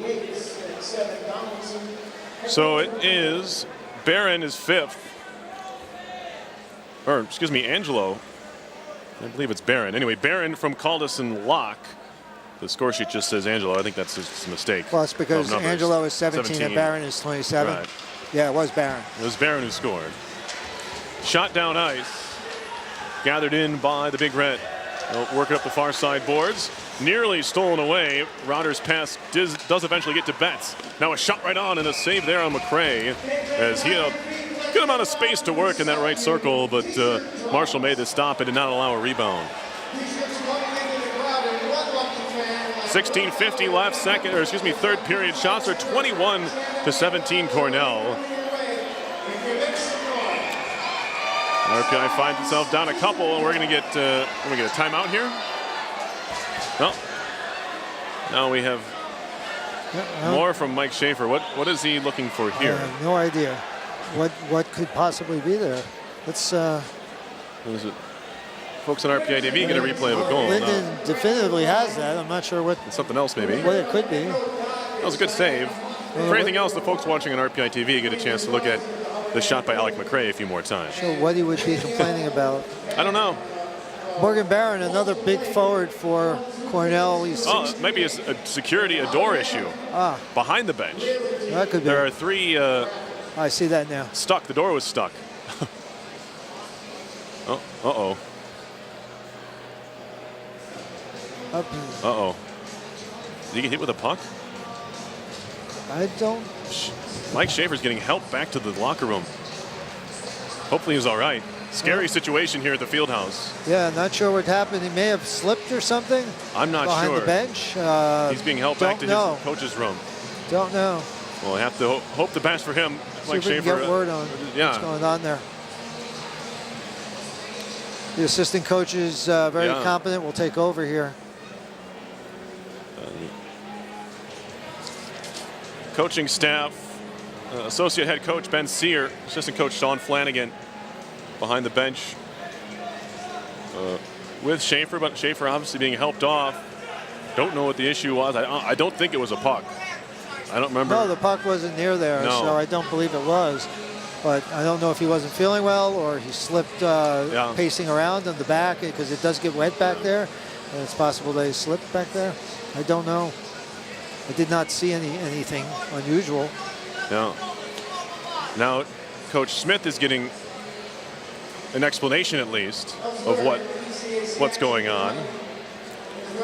We'll tell you some scores, as we don't want to speculate anymore on the current situation here.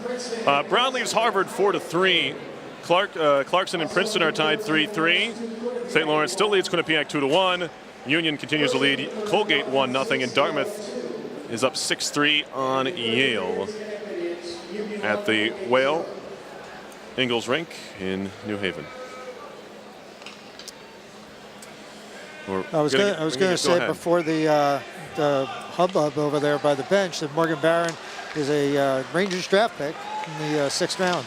There's a shot from the far circle. He's only a freshman. Shot from the far circle. Marshall makes the right pad stop, but the rebound just popped out into the middle of everything. Engineers are able to clear to center. Here comes Betts. Betts gets knocked down there by Riley. Puck finds him again. Now it's poked out to center ice for Burgess. Flung near side for Burke. Burke will carry into the near corner, trying to walk around the net. Defenseman lost his stick. That's Green. But he gets some help from Caldas, and he'll move it out to center before lobbing it ahead. It'll come down in the RPI zone, rolling towards goal, helped aside by Marshall. Krapavesis stick handling, kind of lost it, but gets it back, and now chipped in by Jerry. Smith, the first one there for Cornell. Jerry runs into him and slips and falls. Picked up by McRae. Broken up at center. Emil Orval has to wait for Jerry to touch up. Now he'll carry in. Orval a shot, hit his shin pad. Poke free. Played far side. Here's McRae.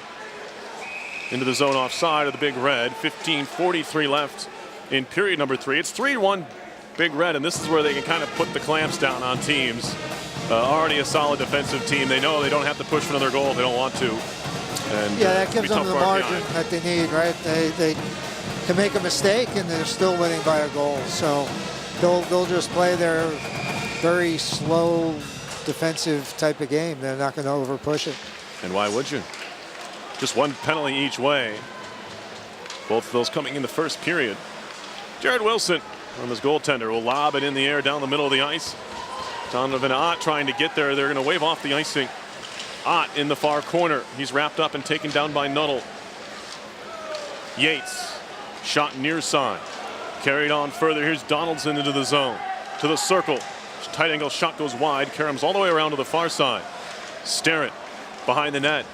Still carrying. Drops it back to the point. Kept alive by Heiskanen. In the near corner. Fiegel trying to walk around, wraparound move. He scored on a similar play in Ithaca, but that time it doesn't work. And RPI will shoot it down. No icing here as Caldas has to play. Works it back behind his own goal before avoiding a hit from Tyrannies. Green now back for Caldas. Caldas for shots. too far for him. Will this be icing? No, they wave that off right away. TJ Stamek, stop and go in the near corner, finding Burke. Burke headed for Hayhurst, who pokes it out to center. Green at his own blue line, backtracks towards his own zone, plays it straight ahead.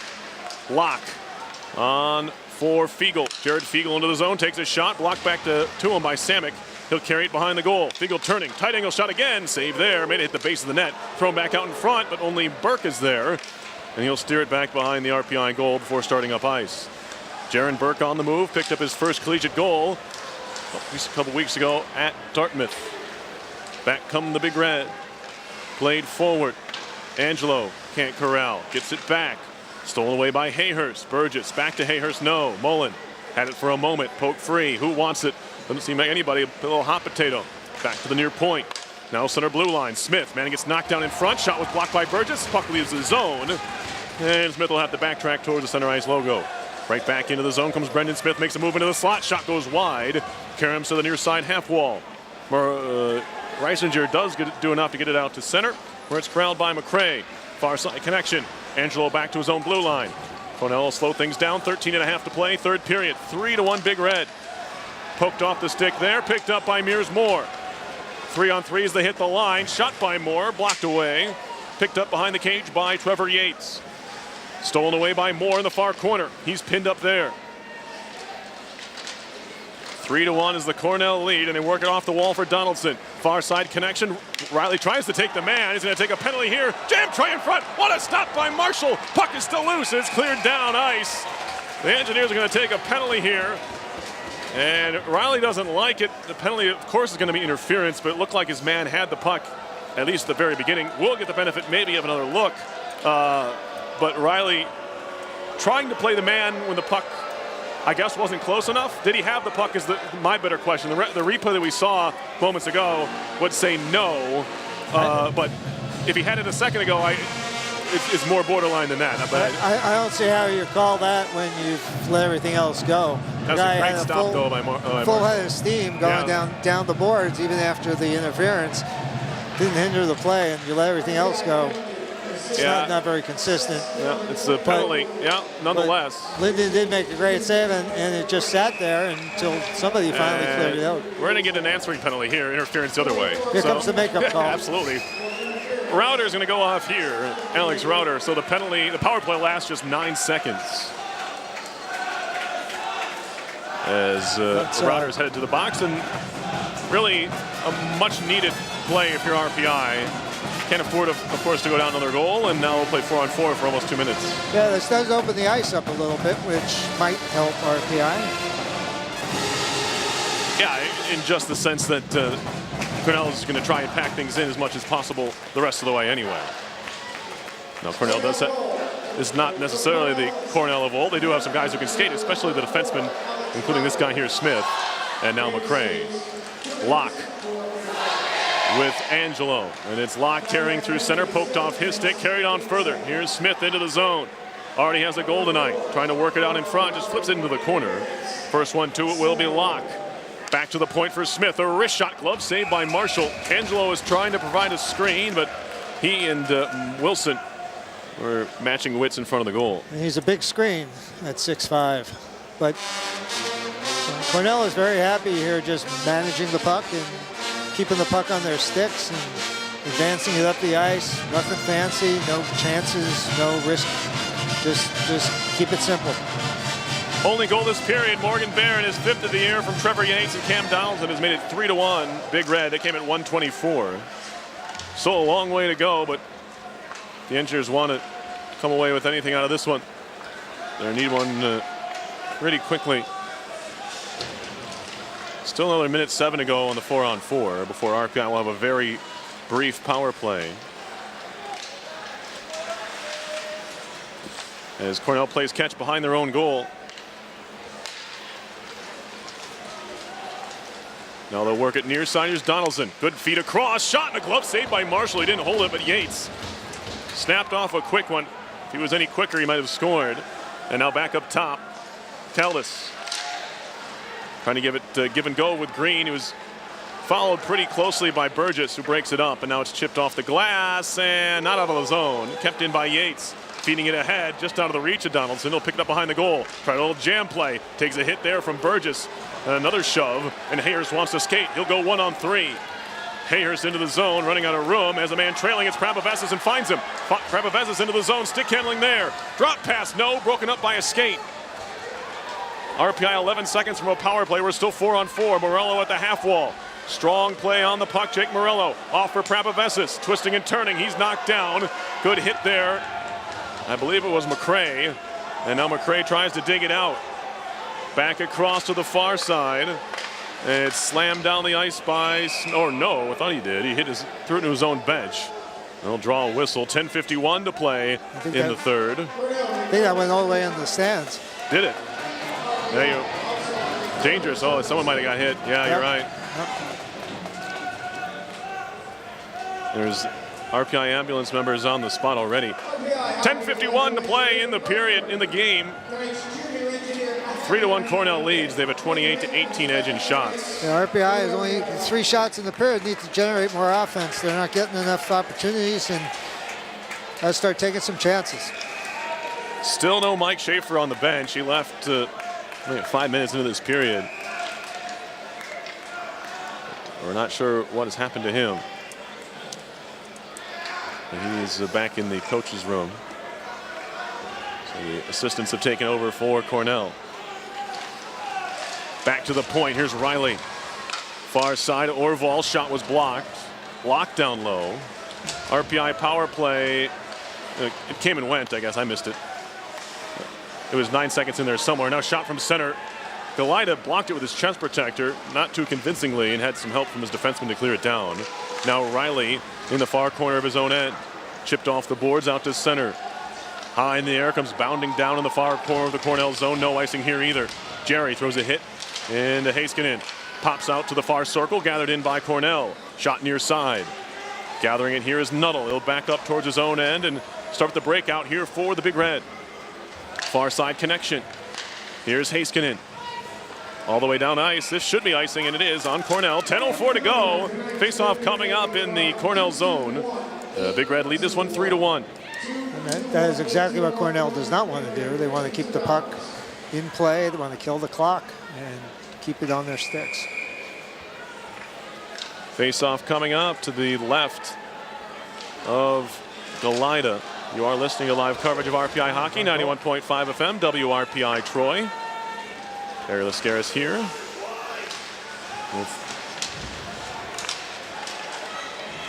As it's moved into the zone. Shot coming from Ott, blockered away.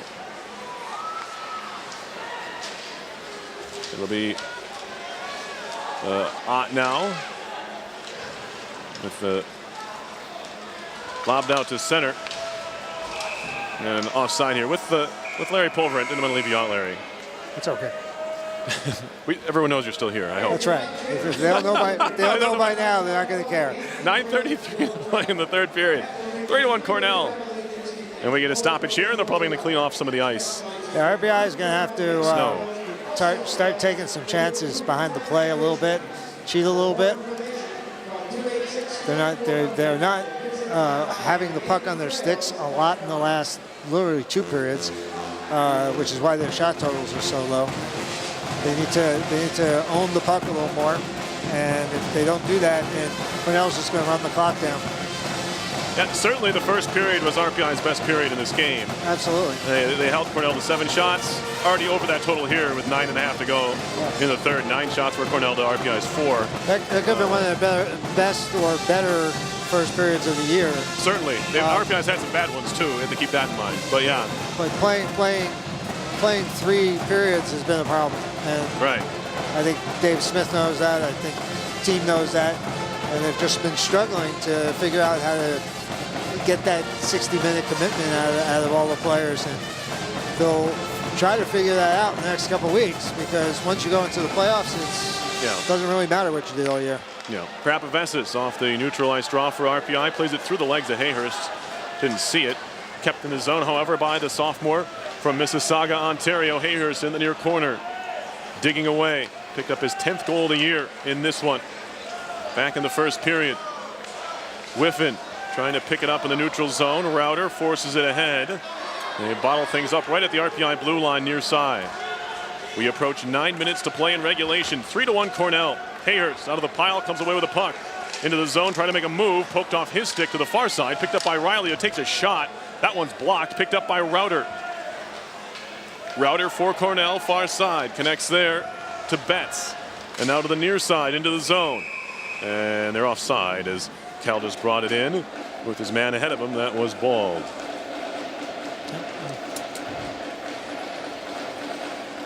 So, pretty long game here, Larry. We're already past 9 o'clock. Some of the games have coming close to getting wrapped up around the league. Yeah, and it has not been a penalty game, so you wouldn't expect that. I mean, we had a little bit of a slowdown due to Mr. Shaver over there. A couple of reviews. Some issues, a couple of reviews, but certainly hasn't been a lot of scraps after the whistles and stuff like that. It's been very clean. I think they might have extended some of the intermissions too for the festivities on ice. Now walking out in front, and there's a goal. Heiskanen and makes it 4-1. He just had all kinds of time and space. Had to do a little bit of left and right. Deep work to get into the zone, but fairly easy for the defenseman to make it 4-1. And that's his first goal. That was a repeat of, I believe it was Brendan Smith in the first period. Similar play. Right, just walks right in through people. You know, Wilson's got his man, but nobody is picking this guy up. He's just walking right in on the goalie. Look at him come right down the wing, around, right through two guys. Walks right in. Linden has no chance to stop that. 4-1 Big Red. And unfortunately for the Engineers, how well they played in the first 2 periods may not be illustrated on the final scoreline, as it's now 4-1. You do have to play the 60 minutes. They all count. Here's a puck towards the side of the net. Galita's going to cover this one up. Yeah, he's had a very easy last about 20 minutes. Really hasn't had to do a lot. His defense has been very good about keeping the puck away from him. Draw coming up to the left of Galita. Cornell seems to be on its way to its first Cleary Cup in over 10 years, 13 years. Yeah, they won the ECAC in 2010, but they did not win the Cleary Cup in 2010. Yeah. The tournament's the more important one, right? Cleary Cup's not worth a whole lot as far as NCAA tournament bids. Because remember, you do get there's a shot off the post from Ott. It's a post by Ott with that really hard shot. He's got a very good shot. He's a good little power forward. Second pipe the Engineers have hit today. Mike Prapavessis hit one last period. Now a shot gets blocked down, goes behind the RPI goal. Picked up by Jaron Burke. 7:37 left, third period. RPI down 3 now. 4-1. They'll chip it all the way down. This will be icing, and they wave it off after it crosses over the end line. Here's Smith. Hands it off for Router. Now McCray near side with Hayhurst pressuring. They'll send 2 into the zone as Tierney's going on the charge. Broken up at center ice. Play to the near side of the RPI zone. Prapavessis over to get it. Prapavessis is going to be one of the all-time games leaders at RPI when his career is done, as it's covered up by Galita. Came trickling in on goal. And Dave Smith switched Jared Burke with Tierney's on these 2 lines, the last 2 lines, and has Tierney's playing with Burgess and Hayhurst. And now they go off.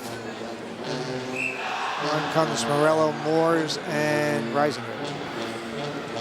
Jake Morello about to take the face. This is the 150th game for Mike Prapavessis in his career for RPI. Mike is a draft pick, I believe, of Dallas in the 4th round in his freshman season, or right before it. Right before he came to RPI, right? Not sure what his plans are after graduation. I know he's a 4.0 student, so he has options. Absolutely. It's nice to have options. Could go the Lunani route and hang him up, or you can decide to give it a try. Tie up below the RPI goal line. As a bit of a trip up there, but again, everything just about is being let go. Aside from the matching interference calls that happened 9 seconds apart in this period. And now Reisinger is offside. We have a shot by Moore that the Big Red don't like. A lot of times you get shots after the whistle that can be dangerous. Looked like Goalie was ready for that one, and a bang-bang play at the blue line. And they certainly aren't going to start a problem where they're going to have to kill a penalty at this point in the game. Face-off coming up in the neutral zone. 6:22 to go. 4-1 Cornell on top. Number 2 team in the country looking for revenge for RPI's 2-1 win at Liner Rink earlier in the month. Here's Whiffen at the near half wall. Back to the point. Wilson, a shot, takes a deflection into the far corner. Prapoves is pinching there. Picked up by Paulino. He'll turn and shoot. Sticked away by Goalie off the glass behind the goal. Whiffen cycling. Burke off the wall. Whiffen in front. Poked away. Trying to walk it out in front of the net. Now Burke throws a hit into Donaldson, but the puck's behind the goal. Far side connection. Lobbed in the air. Looking for the home run ball. Donaldson in the near corner just slaps it across the face of goal all the way to the far side. No one could get on the end of that. Paulino tries to lift it off the boards. Couldn't get it out of the zone. Tight angle shot there. Came off the stick of Barron, who already has one tonight. Now Wilson carries the other way for RPI into the zone. Wilson on the move. 27 career goals for Jared Wilson. His RPI career. Now Jerry in the near corner. And he'll work it behind the cage. Jerry on the move. Wraparound try. Threw it out in front. Overall, I don't think saw the shot or pass, whatever it was. Wasn't able to turn around and get a stick on it. Back to the Engineers' end we go. Coming up on 5 to go in the third. Yeah, Jared Wilson and Will Riley both have identical statistics this year. 7 goals and 6 assists, which for defensemen is unusual to have more goals than assists. Yeah. Maybe they're offensive-minded defensemen for sure. They jump in the play pretty quickly. And Wilson's got that big shot. Riley, the more stereotypical offensive defenseman who likes to skate the puck. Wilson gets most of his points off of that lumbering slap shot or hard wrist shot he has. 4:44 left in the third period. It's 4-1 Cornell. Shots are 30-21 Big Red as well. They've taken a grip on this one, a stranglehold, if you will, and RPI trying to bounce back if they can get one here. Try to make things interesting the final couple minutes. Yeah, 3 goals down, 4:44 left. Wouldn't surprise me in about 40 seconds to see when the Marshals skate off if we want to go for it. Samick across. One-timer and a save by Goalie. You'll hold on with a glove. It was set up very well. Tierney's took the shot, but it looked like Goalie had a good sight lines on the puck. Burgess was trying to provide a screen. And Cornell doing a pretty good job clearing things out of there. Was a few bodies in front, but he did pick it out of there. And good setup, though, to get the shot off. Draw coming here near side of the Cornell end. Oh, good. Their top guy just got thrown out of the faceoff circle. Yeah, Betts has been great on the dot tonight. Hayers wins it cleanly then. Samick trying to walk it in. Samick, a shot is blocked into the corner. And now played down low. Actually, a shot from the wall by Moore. I thought he was passing it behind the net. Took a shot there. Turned away, and back come the Big Red. Heiskanen picked up Cornell's 4th goal, his first collegiate tally. Hands it off, and now Green trying to walk around the cage. All the way around he goes, wrapped up by Tierney's. Behind the cage to the far side circle. Burgess went down, got back up. Poked towards center ice. RPI trying to force it there, and they finally do. 3-on-2 into the zone comes Hayhurst. Spinning around near side for Samick.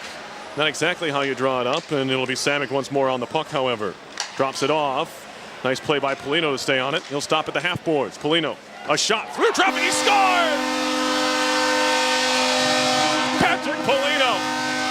There was a big-time screen in front, and that was really, it was really what made the goal. It wasn't a great angle for Paulino, but he knew if he threw it at the net, something might happen. And at this point, 3:43 left, you might as well. It's Paulino's 2nd goal of the year, and to really credit the man in front, Tierney's, for providing all the screen he needed.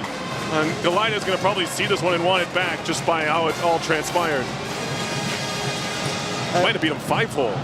I think it went just right through the 2 people in front of the net. I'm not sure if it hit the defender's leg, but either way, we never saw it, and it went right in. So Paulino with the goal. It makes it 4-2, 3.5 to go. Just what the doctor ordered for RPI if they want any thoughts of coming back in this one. So now keep your eye on Lyndon Marshall, because now they will pull him at some point coming up soon. RPI goal scored by number 29, Patrick Paulino. Puck around to the near side, RPI zone. Engineers within 4-2. Samek picks up an assist. And Jacob Hayhurst as well. So 2-point night for Hayhurst. 2-point night for Samek also, I believe. I think you're right. Reisinger ahead. Here comes Paulino. He wants more. Paulino into the circle. A shot saved by Galita. Rebound popped into the near circle, where it's gathered in by Barron. Flip to the far side, or middle of the ice rather. Shot off the glass out to center by the Engineers. Barron back across for McRae. Alec McRae in his own zone. 2.5 left. Given away, shot there, blocked down. Ott was in the right place at the right time, but so was Green, who blocked the shot. Now it's cleared out to center. Mears Moore back at the blue line right now, playing with Wilson. Lobbed high in the air over the head of Galita. Marshall staying back in his crease. Yeah. I see that he's looking to go anywhere. 2:15 to go. Still 5-on-5 for the time being. Tie up in the far corner of the RPI zone. Now Marshall heads off. Marshall to the bench with 2:06 to go. This is a big-time tie-up there. RPI seeing this opportunity, and Cornell's happy with the puck just pinned against the boards here. Fans are getting restless. There's, what, 6 guys over there? 3 each way, and maybe 4 of the Cornell guys. Finally blew the whistle. Yeah, we got a whistle. Yeah, shuffling the puck along the boards with their skates pretty effectively, because they didn't blow the whistle, and the puck didn't get coughed up. Face-off coming up. This will be a 6-on-5 situation for the Engineers. I go with Hayhurst to take the face-off, since he's the best face-off guy we've got.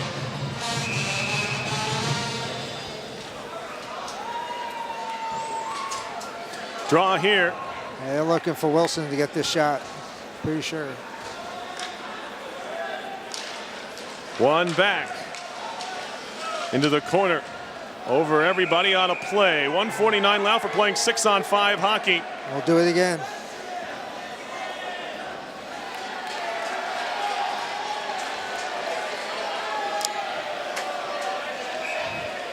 RPI has 3 centermen that could take a faceoff out there.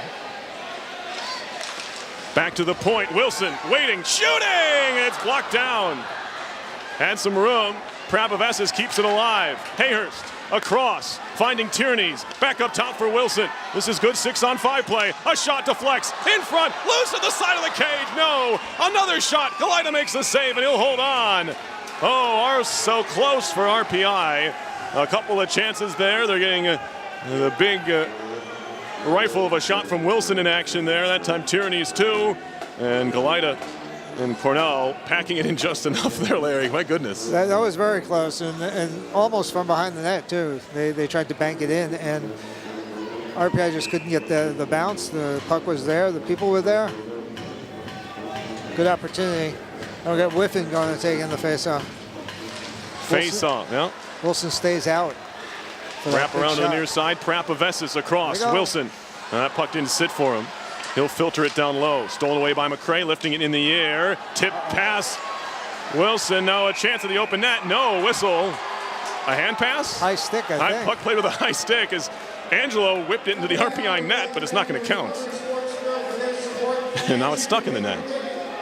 Oh, we get a break there. Absolutely. That was 5-2.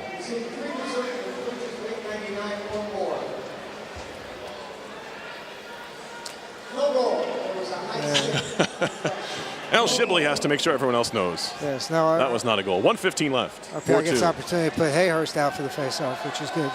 Draw coming up. Far side of the Cornell zone. One back to Wilson. Fed into the near corner. Not sure exactly. I guess trying to get it deep. Yeah. Had some room at the top of the zone to work, but Cornell is keeping everybody below the tops of the circles here, all 5. Tie up in the near corner. Starrett's there trying to bottle things up. We're under a minute left in the third. Well, this kind of play and the play before against the boards is what I was talking about at the beginning, where Burgess they're tries not going to win those battles. Move it out. Paulino across. One-timer saved by Galita. Hayhurst in front. He put it down on the ice and took a shot, but it was blocked away. Lifted to the far corner. Engineers buzzing here. 40 seconds left. trying to work it back to the point. Stolen away there by Router and out to center. 35 left. Hayhurst trying to, or excuse me, Prabhavessis maybe trying to be a little bit too cute playing that puck ahead. Picked up by Tierney. Tierney will skate it forward. RPI changing. Throw towards goal. Galida tried to play. And the referee behind the net blew the whistle. There was absolutely no cover, but I have no idea why he blew the whistle. That was an anticipatory whistle from the referee back there. And probably 99% of situations, goalie's going to cover that. It was kind of a risky move by Galida to play the puck, but he was just trying to keep it moving. Well, it was, except Tyrannese literally came in the zone 1-on-4. Right. And got the puck through to the goalie. So maybe Galida thought, I got 4 guys back, I can play it. No, I think it was, in the end, it was a smart play, but certainly everyone in the building, including the referee behind the net, thought he was going to cover it. And that time he just was a little bit too quick. Very quick whistle. There was absolutely, he didn't put his glove on top of it at all. He just swept it into the corner. Yeah, RPI getting the timeout for a little strategy planning here. 21 seconds. It's got to be a heck of a play. Absolutely.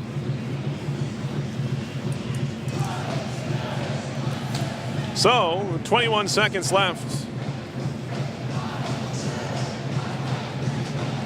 It's a 4-2 game. RPI obviously needs one in a hurry. The 6-on-5 play, we've seen it a few times this year, Larry.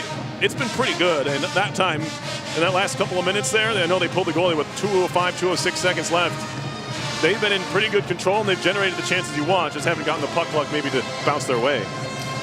Yeah, it's the most offense they've had, but again, they have the advantage of having an extra guy on the ice. Wouldn't surprise me here, and I think I can see Betts over the boards. Yeah, Betts will take this face-off, being Cornell's best face-off guy by far.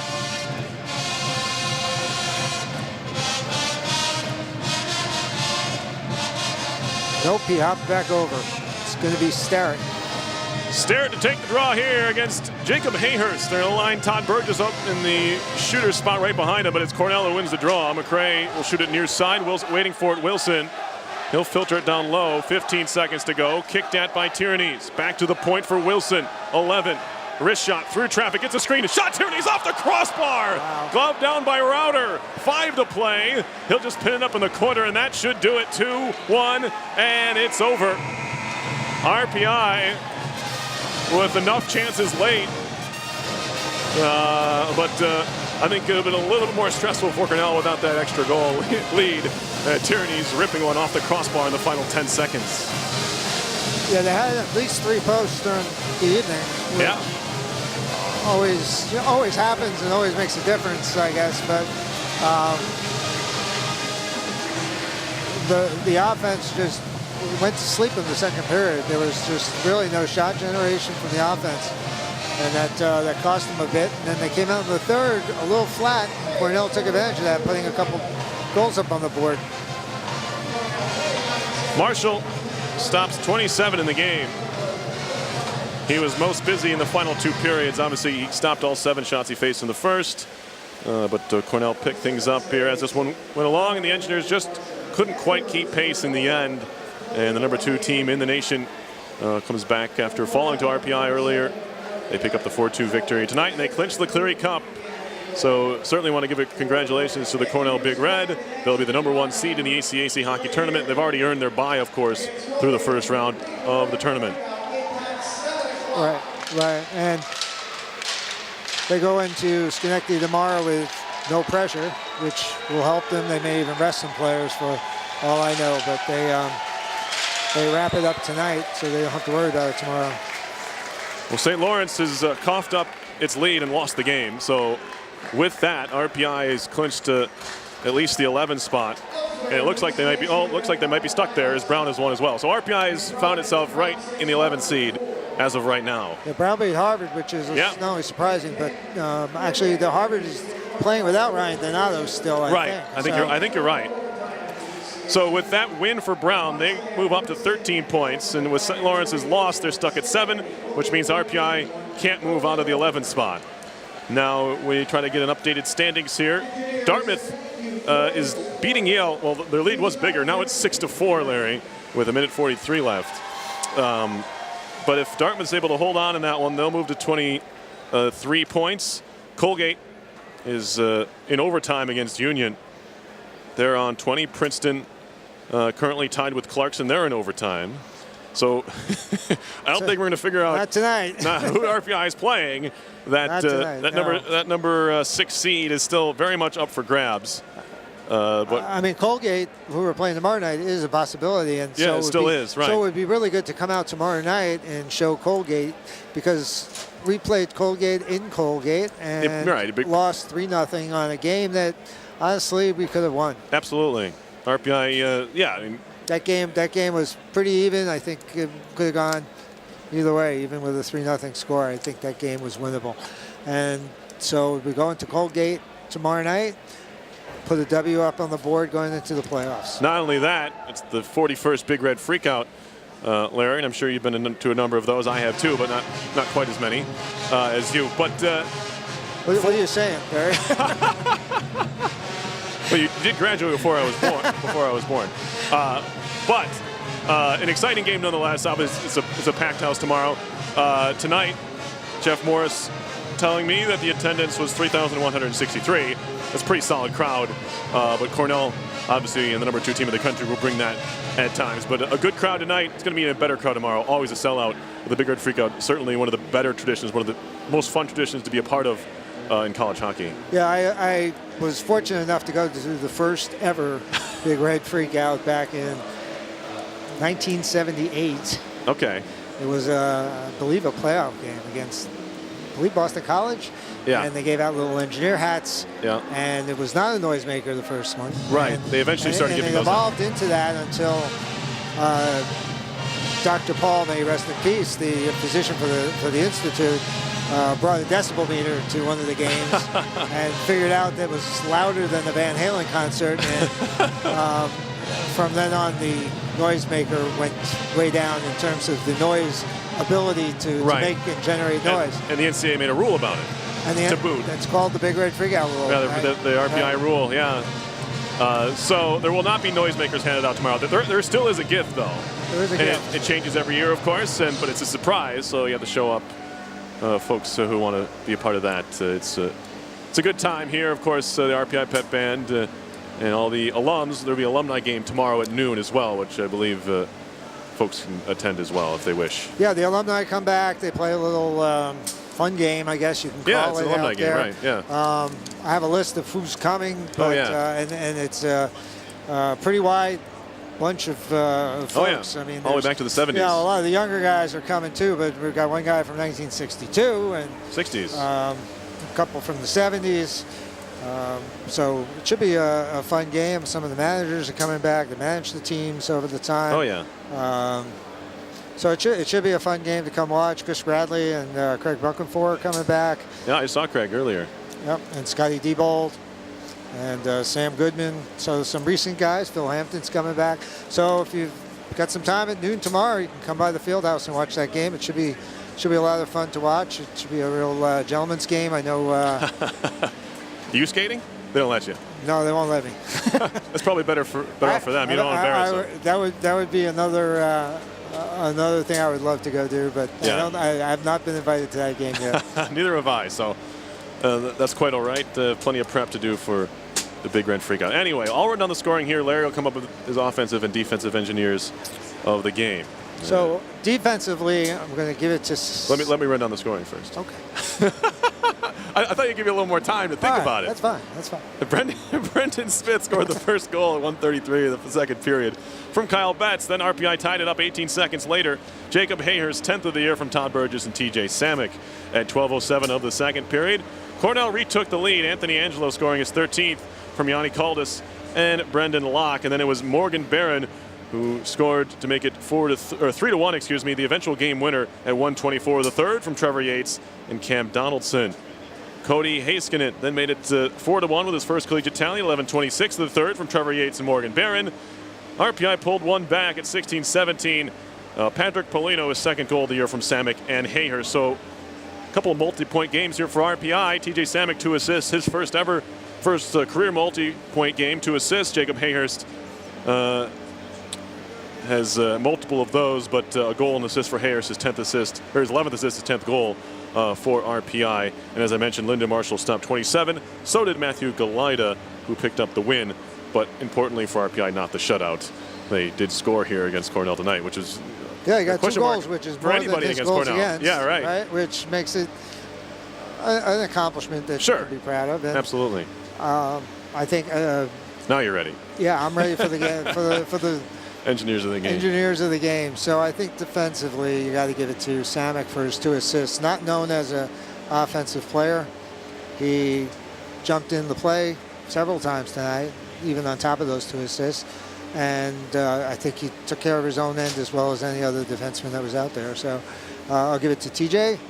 And for offense, you want to kind of give it to Hayhurst for the 2-point night. But sure. I'm going to go out of that. Okay. I'm going to give it to Burgess. Okay. I thought Burgess had a wonderful agree. night. I thought his hustle was good offensively, defensively, diving for pucks, breaking up plays, thinking smart hockey out there. So I'm going to give it to Todd Burgess. All right. Thanks, Larry. Our next RPI hockey broadcast is also our next WRPI sports broadcast. And it's tomorrow night, 7 o'clock, 6:45 on the pregame. It'll be Tom Reel, at least, to call that one for WRPI. And before we go, we'd like to thank the Rensselaer Union, which provides the funding for WRPI and all the club-related activity of the Institute, including WRPI's coverage of RPI hockey, football, and baseball. And a reminder, WRPI is on the World Wide Web. Point your browser to WRPI.org. You can pick up our broadcast 24 hours a day, 7 days a week, so long as WRPI is broadcasting. We'll provide that broadcast on our internet feed.